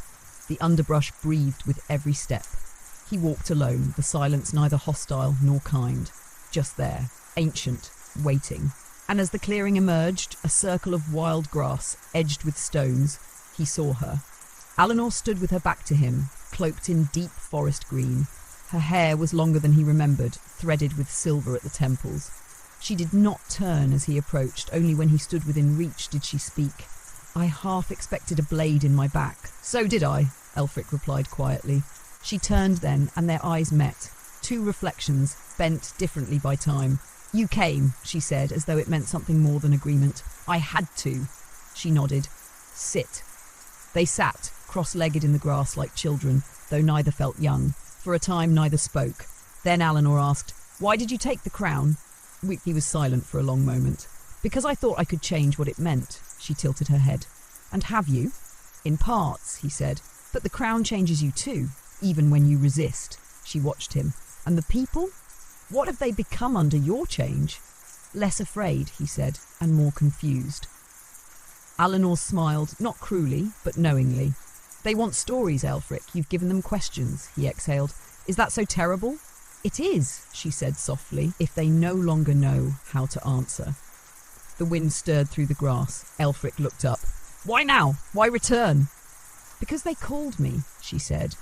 Not with messengers, but with silence, with their longing. And because the realm is a field being tilled, something is about to grow. I only wonder if it will be wheat or weeds. He looked away. I never wanted to compete with you. You aren't, she said. But the people will decide there's a choice, and once they do, we're already part of the game. A shadow passed across the clearing, a hawk circling high. I don't want war, he said. Neither do I, she replied. But peace too can be a battlefield. They sat until the sun began to dip again and the light grew long. When they stood, they said nothing more. No promise, no truce, just a look and a shared understanding. That the path forward would not be drawn with swords, but with hearts, and whichever one the realm followed would shape its future. The journey back to the capital was quiet. No birdsong followed Aelfric through the woods. No wind stirred the high branches above. Only the steady rhythm of his footsteps and the fading echo of Alinor's words remained. They looped in his mind like a refrain sung low, half in warning, half in kinship. Peace, too, can be a battlefield. By the time the palace gates came into view, twilight had folded itself over the sky. The city glowed in fragments, oil lamps in windows, hearth fires behind stone, the pale flicker of stars beginning their ascent. He entered without ceremony through the servants' wing, cloaked still in anonymity. Only Sir Idrun waited in the shadows of the courtyard. You returned, the captain said, no surprise in his tone. Aelfric handed him the sealed letter, unopened. She's not calling for blood, he said. Not yet, Idrun replied. They walked together in silence to the royal chambers. The corridors empty, save for the soft clack of their boots and the hush of distant wind. Once inside, Elfric removed his cloak and sat beside the fire. He did not light new candles. The darkness helped him think. "She's everything they want to remember," he said aloud. "Refined, measured, noble without question." "And you?" Idran asked, standing at the hearth. "I'm everything they didn't know they needed until it became uncomfortable." He leaned forward, resting his elbows on his knees. "She will not move quickly. She doesn't need to. The people will carry her." "And the court?" Elfric's voice was colder now. "They're already shifting, waiting to see who stands tallest when the dust settles." Idran crossed his arms. "What will you do?" Elfric stared into the fire, the flames catching the golden threads of his tunic. "I will not play their game," he said, "but I will not step aside." The following morning, the court gathered in the grand atrium. Elfric appeared not in full regalia, but in the plain black coat he had worn on the day of his father's burial. A symbol, understated but deliberate, a memory of mourning, a reminder of what had been lost and what had been endured. They watched him, waiting. He stood on the dais and let the silence hold them first. "I know there are rumours," he said simply. "You've all heard them, about Lady Alinor, about her return." No gasps, no denial, just the collective tightening of air. "I met with her," he continued, alone, without guard or blade. Now there was movement, a flicker of brows, the shift of shoulders. "She does not seek war, but she does seek the realm's heart, and some of you have already given it." He stepped forward slightly. "You needn't pretend otherwise. I do not fault you. Loyalty born of memory is still loyalty, but I will tell you this. I will not match her by pretending to be someone I am not." He raised his hand, palm open. "I am not perfect. I have made decisions that hurt and others that came too late. But every choice I've made has been to lift this crown off your backs, not press it further down." A pause. "She is not my enemy, but she is my challenge, and I will not run from it." He let the silence return then, longer than before. "Those who choose her may do so freely. I will not chain loyalty. But understand this, the gate you walk through does not swing both ways." Then quietly he stepped down. He did not wait for applause. There was none. Just the sound of footsteps shifting in the marbled chamber, the murmur of thoughts being born, the weight of decisions beginning to take shape. That evening, Bravan entered his study without knocking, a rare break in custom. The old man stood near the doorway, hands folded behind his back. "She will not make the first move," he said. "You've given her no reason to." "I know," Elfric replied, "but there are those who might force her hand." "I know that too." Bravan looked at him for a long moment. "She has dignity. That's dangerous." Elfric's expression did not change. "I have truth. That's dangerous too." Bravan nodded once. "You'll need allies who believe more in tomorrow than in yesterday." "Then I'll start finding them," Elfric said. Outside the bells began to toll the 9th hour, a quiet chime that spread over the rooftops like a veil. That night, Elfric did not write. He did not walk the halls or visit the tower. Instead, he stood on the balcony overlooking the city and watched the lights below. They flickered and danced, each one a life, a breath, a prayer, and he whispered to them, not as a king, but as a man who had chosen the harder path. "I will not let you fall backward, not if it meant walking alone, not if it meant becoming stone." He would face her, not with swords, but with the strength of staying. The first noble house declared neutrality at the turning of the moon. House Virel, seated high in the cliffs of the coast, issued a letter written in the finest calligraphy, its words as careful as its message was clear. "In times of division, wisdom lies in observation. The tide favours no man forever. House Virel shall remain watchful, not pledged." It was a choice dressed in dignity, but Elfric knew it meant hesitation. And hesitation in the realm of crowns was the first scent of blood in the water. In the weeks that followed, more houses echoed Virel's language, not outright defiance, that would be treason, but a slow drift from certainty, a quiet unfastening of allegiance. Oaths were no longer reaffirmed at seasonal councils, gifts stopped arriving, and while no banners had yet been raised against him, fewer and fewer remained visibly in his favour. The court did not speak of it openly. They did not have to. The spaces between their words carried the weight of what was left unsaid. By late summer, Elfric noticed the small absences, lords once eager to stand at his side during processions now arriving late, choosing seats at the far end of the table. letters from distant provinces arriving with vague delays. His own name spoken more often in the past tense. He began rising earlier, not out of obligation, but instinct. Before the castle fully woke, before voices filled the halls, he would walk the battlements, not to count guards or oversee drills, but to listen. To the wind, to the crows, to his own breath. He found clarity in the morning hush, when the world was still forming its voice for the day. It was during one such morning, wrapped in the chill air and the scent of dew, that Sir Idran approached him again, unannounced, but not unwelcome. "There's a rider," he said, "from the western valleys. Wounded. He asked for you by name." They moved quickly. In the lower ward infirmary, beneath vaulted stone and dim torchlight, a man lay pale and bloodied, his chest rising shallowly beneath bandages. His name was Corin, a scout in service to one of the valley keeps, known for his silence and his speed. Now he barely managed a whisper. "They've begun gathering," he rasped. "Stonevale, Torbren, quiet halls. No banners yet, just oaths spoken in firelight, sworn to her." Elfric sat beside him, still as stone. "She's not calling for war, but others are. Ones who serve old blood, not her. They want the crown torn, not passed." Corin coughed, a thin ribbon of red at the corner of his lips. "She doesn't know, or she pretends not to." Elfric leaned in. "What did they say?" Corin's eyes fluttered. "They speak of cleansing, of restoring the purity of rule." Those words struck harder than any blow, not because they were new, but because they were old. Older than him, older than his father. Words that had been spoken long ago in whispers behind thrones, where power was measured in names and bloodlines, and anyone without the right name, the right blood, was simply expendable. He stood, jaw clenched. "See that he's cared for," he told Idran. Then he returned to the war room. This time he did not look at maps. He looked at names, the ones who had gone quiet, the ones who had spoken too politely, the ones who had once called him a symbol of progress and now called him nothing at all. And as the hours passed, he came to a single conclusion. This was no longer about Alinor. Not really. She had become a figure, a flag. But the storm behind her carried different winds. It carried vengeance, it carried fear, and it carried the desire of those who had never truly accepted him. Not because of how he ruled, but because of what he represented. A break in the bloodline. A challenge to the illusion of permanence. That night, Elfric addressed his council with a voice sharper than they had ever heard from him. "The time for polite waiting is over," he said. "There are those who move in silence, and they believe silence protects them. They are wrong." He laid a parchment on the table, a writ.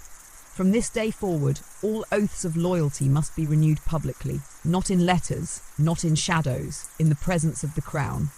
There was murmuring, protests, objections veiled in diplomacy, but he cut through them all with a single phrase. "Let them choose who they truly serve, and let the realm see it." He knew it would provoke, he intended it to, because sometimes a storm must be drawn into the open before it can be weathered. And as he returned to his chamber, exhausted yet resolute, he looked once more at the carved wooden figure on his windowsill. Its face was still kind. But its crown seemed heavier now in the moonlight. Elfric closed his eyes and whispered, not in fear, but in warning. "You've come for the crown." A pause. "Then be ready to carry what it costs." Autumn crept into Valeor like a quiet breath, brushing gold along the edges of leaves, softening the sun's heat into a tired warmth. The air smelled of apples, dry grass, and the first hint of smoke from chimneys stirred back to life. But within the palace, the changing season brought no comfort. The great hall, once echoing with diplomacy, was now thick with tension. Lords and ladies, dressed in velvet and feigned serenity, arrived one by one to answer the king's summons. The writ of public oath had been issued, and they came not out of loyalty, but obligation. At the heart of the chamber stood Elfric. He wore no crown that day. No embroidery traced his dark coat. His shoulders were square, his face pale from long nights, his eyes sharper than the steel of the guards that flanked the room. The first noble to kneel was Lord Eddon of Alderwatch, an old man with rheumy eyes and a voice that quivered not from age but uncertainty. "I swear my loyalty to the crown," he said, "and to your majesty's rule as it stands and as it endures." Elfric nodded. Others followed. Some bowed deeply, words firm, gazes clear. Some spoke quickly, too quickly, like birds startled into song. A few paused too long before kneeling, their hesitations loud in the silence. He listened to every vow, he watched every hand, and though he said little, he was memorizing the weight of every word spoken. But not all came. By the fourth day, 9 houses had failed to appear. Excuses arrived in their place: sickness, travel delays, matters of inheritance. None convincing, all transparent. Among them, House Merrick, known for its military holdings in the eastern valleys, and House Tarlan, long aligned with Alinor's ancestral bloodline. It was no longer silence, it was defiance. Subtle, strategic, unspoken, but unmistakable. In response, Elfric sent letters, not of warning, not yet. Only this: you've been seen. The realm is watching. Do not mistake absence for safety. That evening in the war room, Idran and Bravan stood beside him as he examined a new map, one marked not with borders, but with loyalties. There's a fracture, Idran said softly. Not wide, not open, but deep. And spreading, Bravan added, his voice weary. The longer you ask for truth, the more the liars scatter, and the more they scatter, the harder they are to catch. Elfric said nothing for a long while. Then, they want me to strike first, Bravan nodded. They want you to appear desperate or cruel. And if I do nothing, they build. He turned away from the map and walked to the narrow window where night was beginning to settle like ink in water. The city below shimmered with lanterns, ordinary lives untouched for now. If I crush them, he said quietly, I prove them right. I become what they claim. But if you don't, Idran countered, you may lose the chance to stop them at all. The king closed his eyes, let the silence stretch. Then he said, we change the game. He paced slowly, thinking aloud. They expect force. They expect decrees, soldiers, arrests. So we do none of that. We use something they've never feared. Bravan raised an eyebrow. And what would that be? Elfric turned toward them, eyes steady. Exposure. The plan came together, not in weeks, but in days. Elfric summoned the royal historians, a group long relegated to scribing court births and composing epic lies about ancestral heroism. He gave them new orders. Gather truth, he said, from markets, from roads, from the mouths of the forgotten, names, ledgers, witnesses. I want light in every shadow. He sent scholars into archives, riders into villages, scribes into the homes of healers and fishermen and widows. Not spies, not soldiers, recorders. They collected testimony, unpaid wages, unjust seizures, falsified harvests, conscription without consent. Injustices too small to be treason, too many to ignore. And then Elfric did what no king before him had dared. He published them. On the first day of the harvest festival, when the city streets filled with garlands and children ran through stalls with sticky fingers and ribbon toys, parchment was nailed to every public square. The declarations of the people, it read. Each page bore the name of a noble house. And beneath each name, testimonies, verified, signed. The ink was fresh. The truth was old. It sent shockwaves through the realm. The people read them aloud in taverns and temples, in alleys and halls. Some wept, some laughed bitterly, some fell silent with the weight of recognition, but none turned away. That night, as fires lit the streets in celebration, Elfric stood on the highest balcony of the palace and watched the city below. He did not smile. He did not raise a toast. He simply whispered to the wind, let them answer to the people before they ever answer to me. And in that moment, for the first time since Alinor's name returned, he felt the tide shift. Not through armies, not through swords, but through truth, rising like a slow, unstoppable flood. The fire started in a stable on the outer rim of the southern quarter. It was the third night after the declarations had been posted, and the city still pulsed with the strange heat of revelation. Taverns buzzed with talk of justice. Households passed the pages from hand to hand, reading them aloud like scripture. For a fleeting moment, truth had become celebration. And then, the smoke. It moved fast, swept by a dry wind off the eastern ridge. Within minutes, the blaze leapt from stable to warehouse, from thatch to timber. Screams rang through the streets as buckets were formed, lines were drawn, and men and women shouted for order amidst the rising chaos. By the time Elfric was roused from his sleep, the flames were touching the edge of the grain stores. He dressed without hesitation, wrapped in dark wool and silence, and made for the high towers overlooking the city. The glow lit up the night like a second sunrise, but there was nothing beautiful in it, only devastation. anger, and behind it, something colder. When he reached the watchtower, Idran was already there, face streaked with ash, voice hoarse from shouting orders. "It wasn't an accident," the captain said. "I know," Elfric replied. They stood side by side, looking down at the curling plumes of smoke, at the flickering shapes of citizens racing with buckets, guards dragging barrels of water uphill, horses screaming in the dark. "We found this," Idran said, handing him a scrap of cloth pulled from the scorched frame of the stable door. On it, painted in red, was a single symbol, the half-son of House Ryle. Elfric stared at it. "This isn't her," he said after a moment. "Alinor wouldn't burn her own name."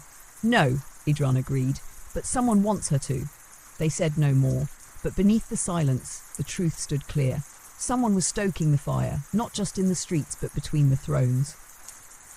By morning, the blaze had been subdued, 2 homes lost, 1 child missing, a dozen injured, and among the ashes, another message left behind, pinned to a half-charred door with a dagger. "Justice is not ink, it is fire. Long live the old blood."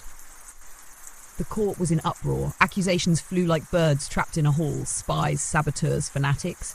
Some demanded arrests, others demanded silence, but Elfric said nothing. Not at first.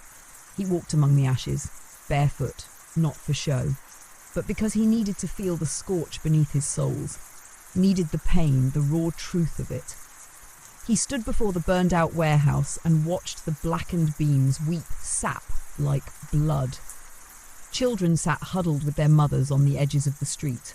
One old man was still trying to sweep soot from the threshold of a bakery that no longer existed. When Elfric finally spoke, not to his council but to the people, it was in the southern square, atop the very stone where the first declaration had been nailed. He wore no crown, only a tunic streaked with ash. He raised his voice, but not in anger. "In every fire," he said, "there is the question of who lit it and why." He let the silence settle over the crowd. This flame was not born of outrage. It was born of fear. Fear of truth. Fear of the people knowing what they are owed. Fear of the light we have turned on in places that were kept dark too long. He turned, slowly, letting every face see his own. "I will not answer this fear with more fear. I will not give fire the fire it wants." A murmur spread. Disbelief, maybe, or uncertainty. "But I will answer it."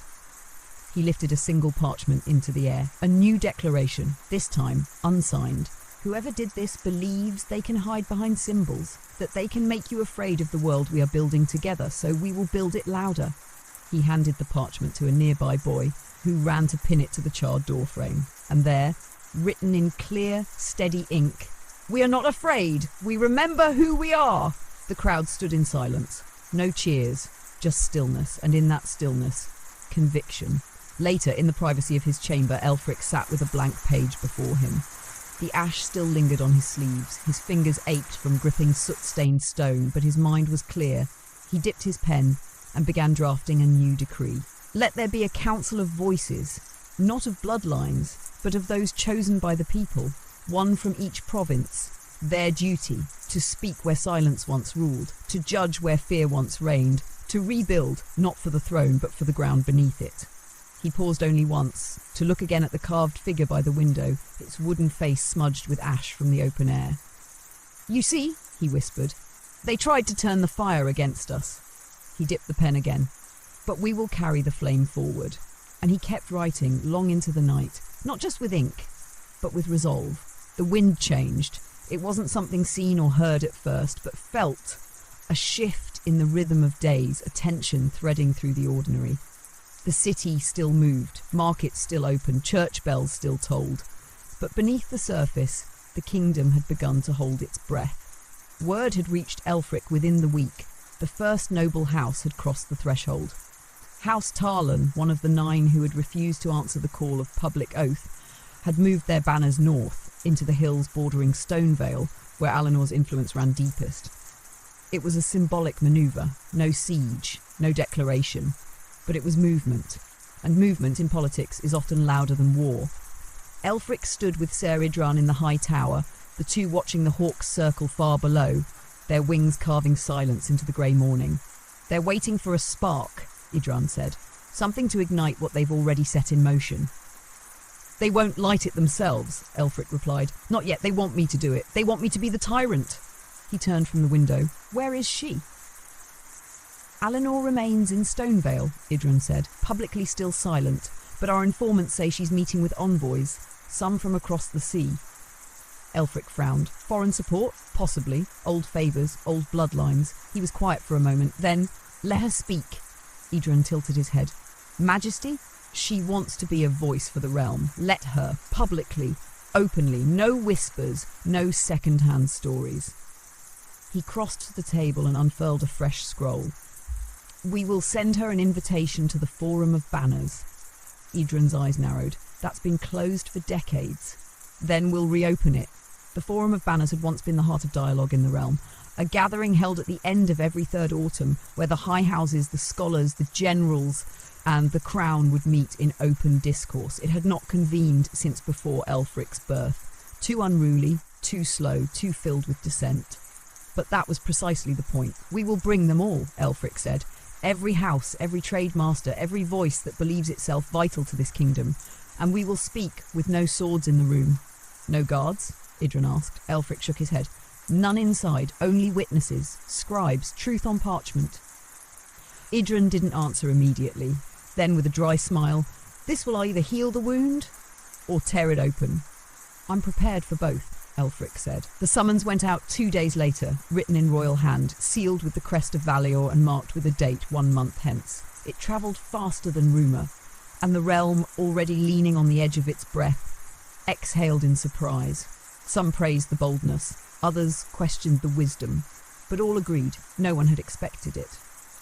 And in Stonevale, Alinor received her scroll in the garden of her late uncle's manor. She read it under the dappled light of an apple tree just beginning to shed its leaves. And when she was done, she folded it neatly and handed it to her steward. "Prepare my answer," she said. "Tell him I accept." That same night, back in the capital, Elfric stood in the Tower of Bells. The chamber was narrow, circular, and open to the wind. Here, messengers once waited to hear the tolling of commands during war. Now it was empty, unused for generations. He stood before the great bronze bell at the centre, its tongue still, its weight enormous, and with his own hand he pulled the cord. Once, the sound rang out like thunder, deep and steady, cascading across the rooftops, reaching every ear in the city. One toll, not for mourning, not for war, but for assembly, for reckoning, for truth. Across the city, people paused mid-step, mid-sentence. Children looked up, merchants stilled their coin counting, and the realm felt, all at once, the magnitude of what was coming. Back in his chambers, Elfric opened a blank scroll and began to write. Not a speech, not a threat, a question. One he would pose to every house, every voice, every banner that would stand in that hall. What does it mean to rule, if it does not begin in service? He set the pen down, and with the silence that followed, he felt the weight not of fear, but of clarity. The month passed like the turning of a blade through cloth, slow at first, then sudden. Preparations overtook the palace. Dust was swept from archways unopened for decades. The Hall of Accord, long shuttered behind iron-bound doors, was cleaned by candlelight until the marble shone like new snow. Artisans recarved old symbols along the chamber walls, not to glorify them, but to remember. Every column bore the banners of Valior's houses, some faded, some newly sewn. And at the centre of it all stood a single round table of polished elm. There would be no thrones in this room, no dais, no elevation, only voices, and beneath them silence, ready to catch what truth might fall. The Forum of Banners was reborn not with celebration but anticipation. By the eve of its opening, every high house had arrived, some in carriages adorned in lacquered wood and gold, some on horseback with only the wind for herald. House Velrun arrived in crimson silks, their faces unreadable. House Merrick came armoured despite the command for peace. Even House Virel, ever cautious, sent its eldest matriarch, draped in black with a cane made from northern pine. And then, on the final morning, just as the bells tolled the 9th hour, Alinor arrived. No fanfare preceded her, only a hush. She came dressed in deep blue, her cloak lined with grey wool. Her hair was unbound, rare for a woman of her station, and her expression was not warm but steady. She carried no scroll, no guards, no sigils, only herself. Elfric watched her enter from the far end of the hall. Their eyes met for the briefest moment. Neither bowed, neither smiled. They took their seats opposite one another, the round table between them and all the realm around them. The chamber quieted. Then Elfric rose. He did not raise his voice. He did not gesture. He simply spoke. "We gather not as rulers," he said, "but as keepers. Keepers of a land that does not belong to any bloodline, any banner or any book." He looked around the room, not to dominate it, but to meet each gaze where it stood. "We are not here to preserve the past," he said. "We are here to ask if the future can bear our names." A pause. "Speak, disagree, challenge, but do so knowing that the world listens beyond these walls, and it will judge us not for how we spoke, but for what we dared to say." He sat. For a moment, no one moved. Then Lady Haldy of the trade quarter stood, her voice, though soft, carried with the weight of grain and labour. "My lord," she said, turning not to Elfric, but to the room, "when my father died, I inherited 3 debts and a bakery with no roof. I have no crest, no land, but I was summoned here." She placed a small cloth bundle on the table, a round loaf of barley bread. "I speak not for house or war, but for hunger. For those whose names are never spoken here, let this table not forget them." She sat, and for a moment silence fell like snow. Then slowly Eleanor rose. She placed her hand gently on the bread, not to claim it, not to defy it, only to acknowledge. "The crown is not a single head," she said, voice calm, clear. "It is a circle, forged of lives like this one. Too long we've polished its surface and ignored its weight." A murmur moved through the room. She turned to Elfric. "Cousin," she said, and the word did not cut, "you have tried to reshape this realm from within. I do not question your courage, but courage alone cannot guide a kingdom." She looked to the others. "I ask not to take his crown. I ask to widen the circle, to share what we have long kept hoarded, not just titles, but power, voice, decision." And then slowly she sat. It was the first time in weeks that Elfric felt the room breathe. He did not answer her immediately. Instead, a farmer from the eastern vineyards stood. Then a scholar from the far north. Then a blacksmith's daughter, representing a town rebuilt after a flood. One by one, they spoke, not in speeches, but in stories. Not in allegiance, but in truth. And Elfric listened. He listened not to respond, but to understand. When at last the voices stilled and dusk had touched the stained glass windows, he stood once more. "There is no single shape for rule," he said, "but if we are to draw one, let it be this room." He looked at Eleanor. "I will not wear a crown that blinds me to what stands across from me." A pause. "Let this table remain. Let it not be summoned again only after fire. Let it meet each season in harvest and hunger, in peace and peril. Let it grow roots deeper than any name."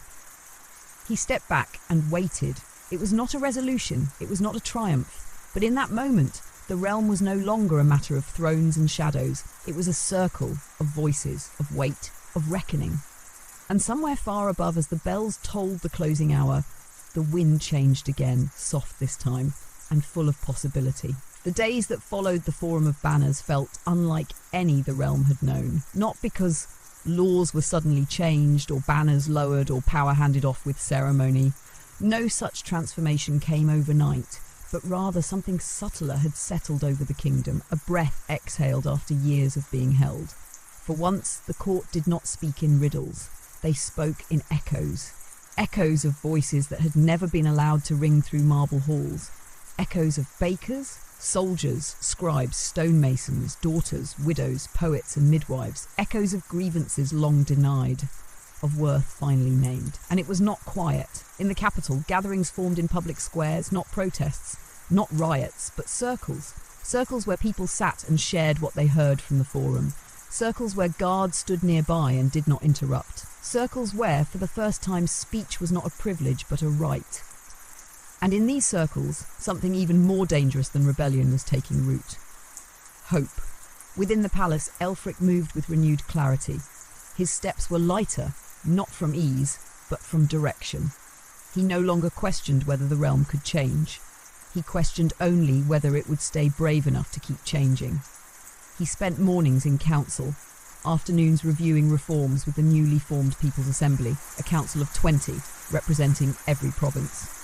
He spent evenings listening, truly listening, in private chambers to reports, stories, and small things easily overlooked. The price of salt in mountain towns, the crumbling of old bridges, the whispered fears of merchants who once thrived under silence. He saw clearly now, clearer than ever, that the crown did not sit on a single head. It rested on thousands of shoulders. One morning, as frost gathered lightly on the windowsills, a messenger arrived from Stonevale. Not a scroll this time, but a satchel. Inside it, a simple box, wooden and unadorned. He opened it slowly. Within lay a small ring, silver, shaped into a knot without beginning or end. A note beneath it, penned in Eleanor's hand. "Not all power must shine, let this remind you." Elfric held it for a long moment, then slipped it on the smallest finger of his left hand. That same afternoon he summoned Bravan. The old chamberlain entered with quiet hesitation, his face warier than before, and yet something behind his eyes had softened. "You've rewritten the script," Bravan said as he approached the desk. "I served 5 kings. All believed power was meant to be preserved. You treat it like something to be passed around. Maybe that's what makes it real," Elfric said.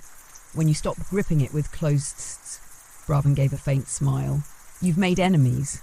"I've made space," Elfric corrected gently. "Some will hate the emptiness, others will see it as room to build." Bravan studied him, then placed a folded parchment on the table. "A letter from the southern coast, House Elgin. They refused to send envoys to the Forum, but this," he tapped the letter. "This is an apology." Elfric blinked, then smiled. Not with triumph, but with something quieter. Peace. Later that night, Elfric stood once again in the Tower of Bells. The air was colder now, touched with the scent of winter's approach. Below him, the city glowed with a soft warmth. Hundreds of little lights, not uniform, not perfect, but alive. He rang no bell. He simply stood there, watching. In the silence, he felt not alone, but accompanied by every word spoken in the Forum, every story shared, every hand that had dared to rise and say, "I, too, matter." And in that moment, Elfric understood what his father and so many kings before had never known. That power is not the ability to command, it is the ability to be trusted. He turned to go, but paused at the threshold for just a breath, then whispered into the quiet, "Let the next king inherit not just a throne, but a voice." And with that, he walked down the stairs, step by steady step, carrying not a crown, but a memory, one that would never be his alone again. Winter came quietly that year. The first snow did not fall with spectacle, but with softness, a gentle descent of white across the rooftops, settling in folds of silence over stone and wood alike. In the early dawn, the kingdom awoke under a sky of pale grey, the sun rising slow and cold behind it. Within the capital, life slowed with the season. Markets shortened their hours, horses moved cautiously through frozen streets, children pressed their faces to windows, watching snow collect on iron railings, marvelling at the hush it brought. And high in the palace, Elfric sat alone. The hearth in his study crackled with a steady rhythm, casting amber light across the floor. His desk was cluttered, but not chaotically, a balance of scrolls, ink pots and parchment half filled with thoughts, not yet decisions. He no longer rushed his rulings. There was no need. The realm had begun to rule with him. He could feel it in the tone of letters from the outer provinces, no longer stiff with ritual, but curious, conversational. He heard it in the assemblies, where disagreements sparked not into shouting, but into listening. And he saw it, most of all, in the faces of his people. They did not smile at him with reverence, they smiled with recognition. There was dignity in that, one that no coronation could grant and no title could bestow. A knock came at the door. He looked up. "Enter." It was a young boy, a page from the southern wing, barely 13, cheeks pink from the cold, boots damp with melted snow. He held something small in his hands, wrapped in oilcloth. "For you, Majesty," he said, setting it down with nervous care. Elfric opened it slowly. Inside was a carved figure, wooden like the first one, the one given to him so long ago by the girl in the north. But this one bore a difference. The crown was not on the figure's head. It lay in its hands, held out, not worn. A note accompanied it. "You taught us that kings can carry things, but they can also give them away." He stared at it for a long time, and something stirred in him. Not pride, not sorrow, but a kind of stillness. The stillness that comes only at the end of a journey. Later that day, he walked alone to the Hall of Accord, the same room where the Forum had gathered, its fires now burned low. The banners still hung, faded slightly with the season. He stood at the centre of the circle, and he began to speak. Not to anyone present, but to the chamber itself, to the air, to the memory of everything that had passed within these walls. "I do not know what the next ruler will be like," he said softly. "I only know they will not begin where I began. They will begin here, among voices, among equals." He stepped away from the centre and walked to a stone pedestal near the wall, newly placed, unmarked. He set the carved figure there, left it, no inscription, no plaque, just the image of a man offering a crown, not bearing it. And in that gesture he felt a weight lift, not the burden of rule that remained, but the solitude of it. For it no longer belonged to him alone, it belonged to the circle, to the realm, to all who would come after. As snow fell steadily outside, Elfric returned to his chambers where the fire waited and his work, though lighter now, still called. That night he wrote a letter, not to a lord, not to Alinor, but to the child who had once knelt beneath the crown, the boy whose hands trembled when first told he would rule, the boy who watched men die in his name before he knew what death meant. To that boy he wrote, "You are not gone, you became me, and I will carry you gently, even when they only see the king." He folded it, sealed it, and placed it in the drawer beside his bed. And as sleep came, he dreamt not of war, nor duty, nor thrones. He dreamt of a field in spring, of laughter, of a circle of people sitting beneath trees, passing stories from mouth to mouth, not to survive but to remember. And there, in the centre of it all, a crown set gently on the earth, waiting not to be taken but to be earned again and again and again.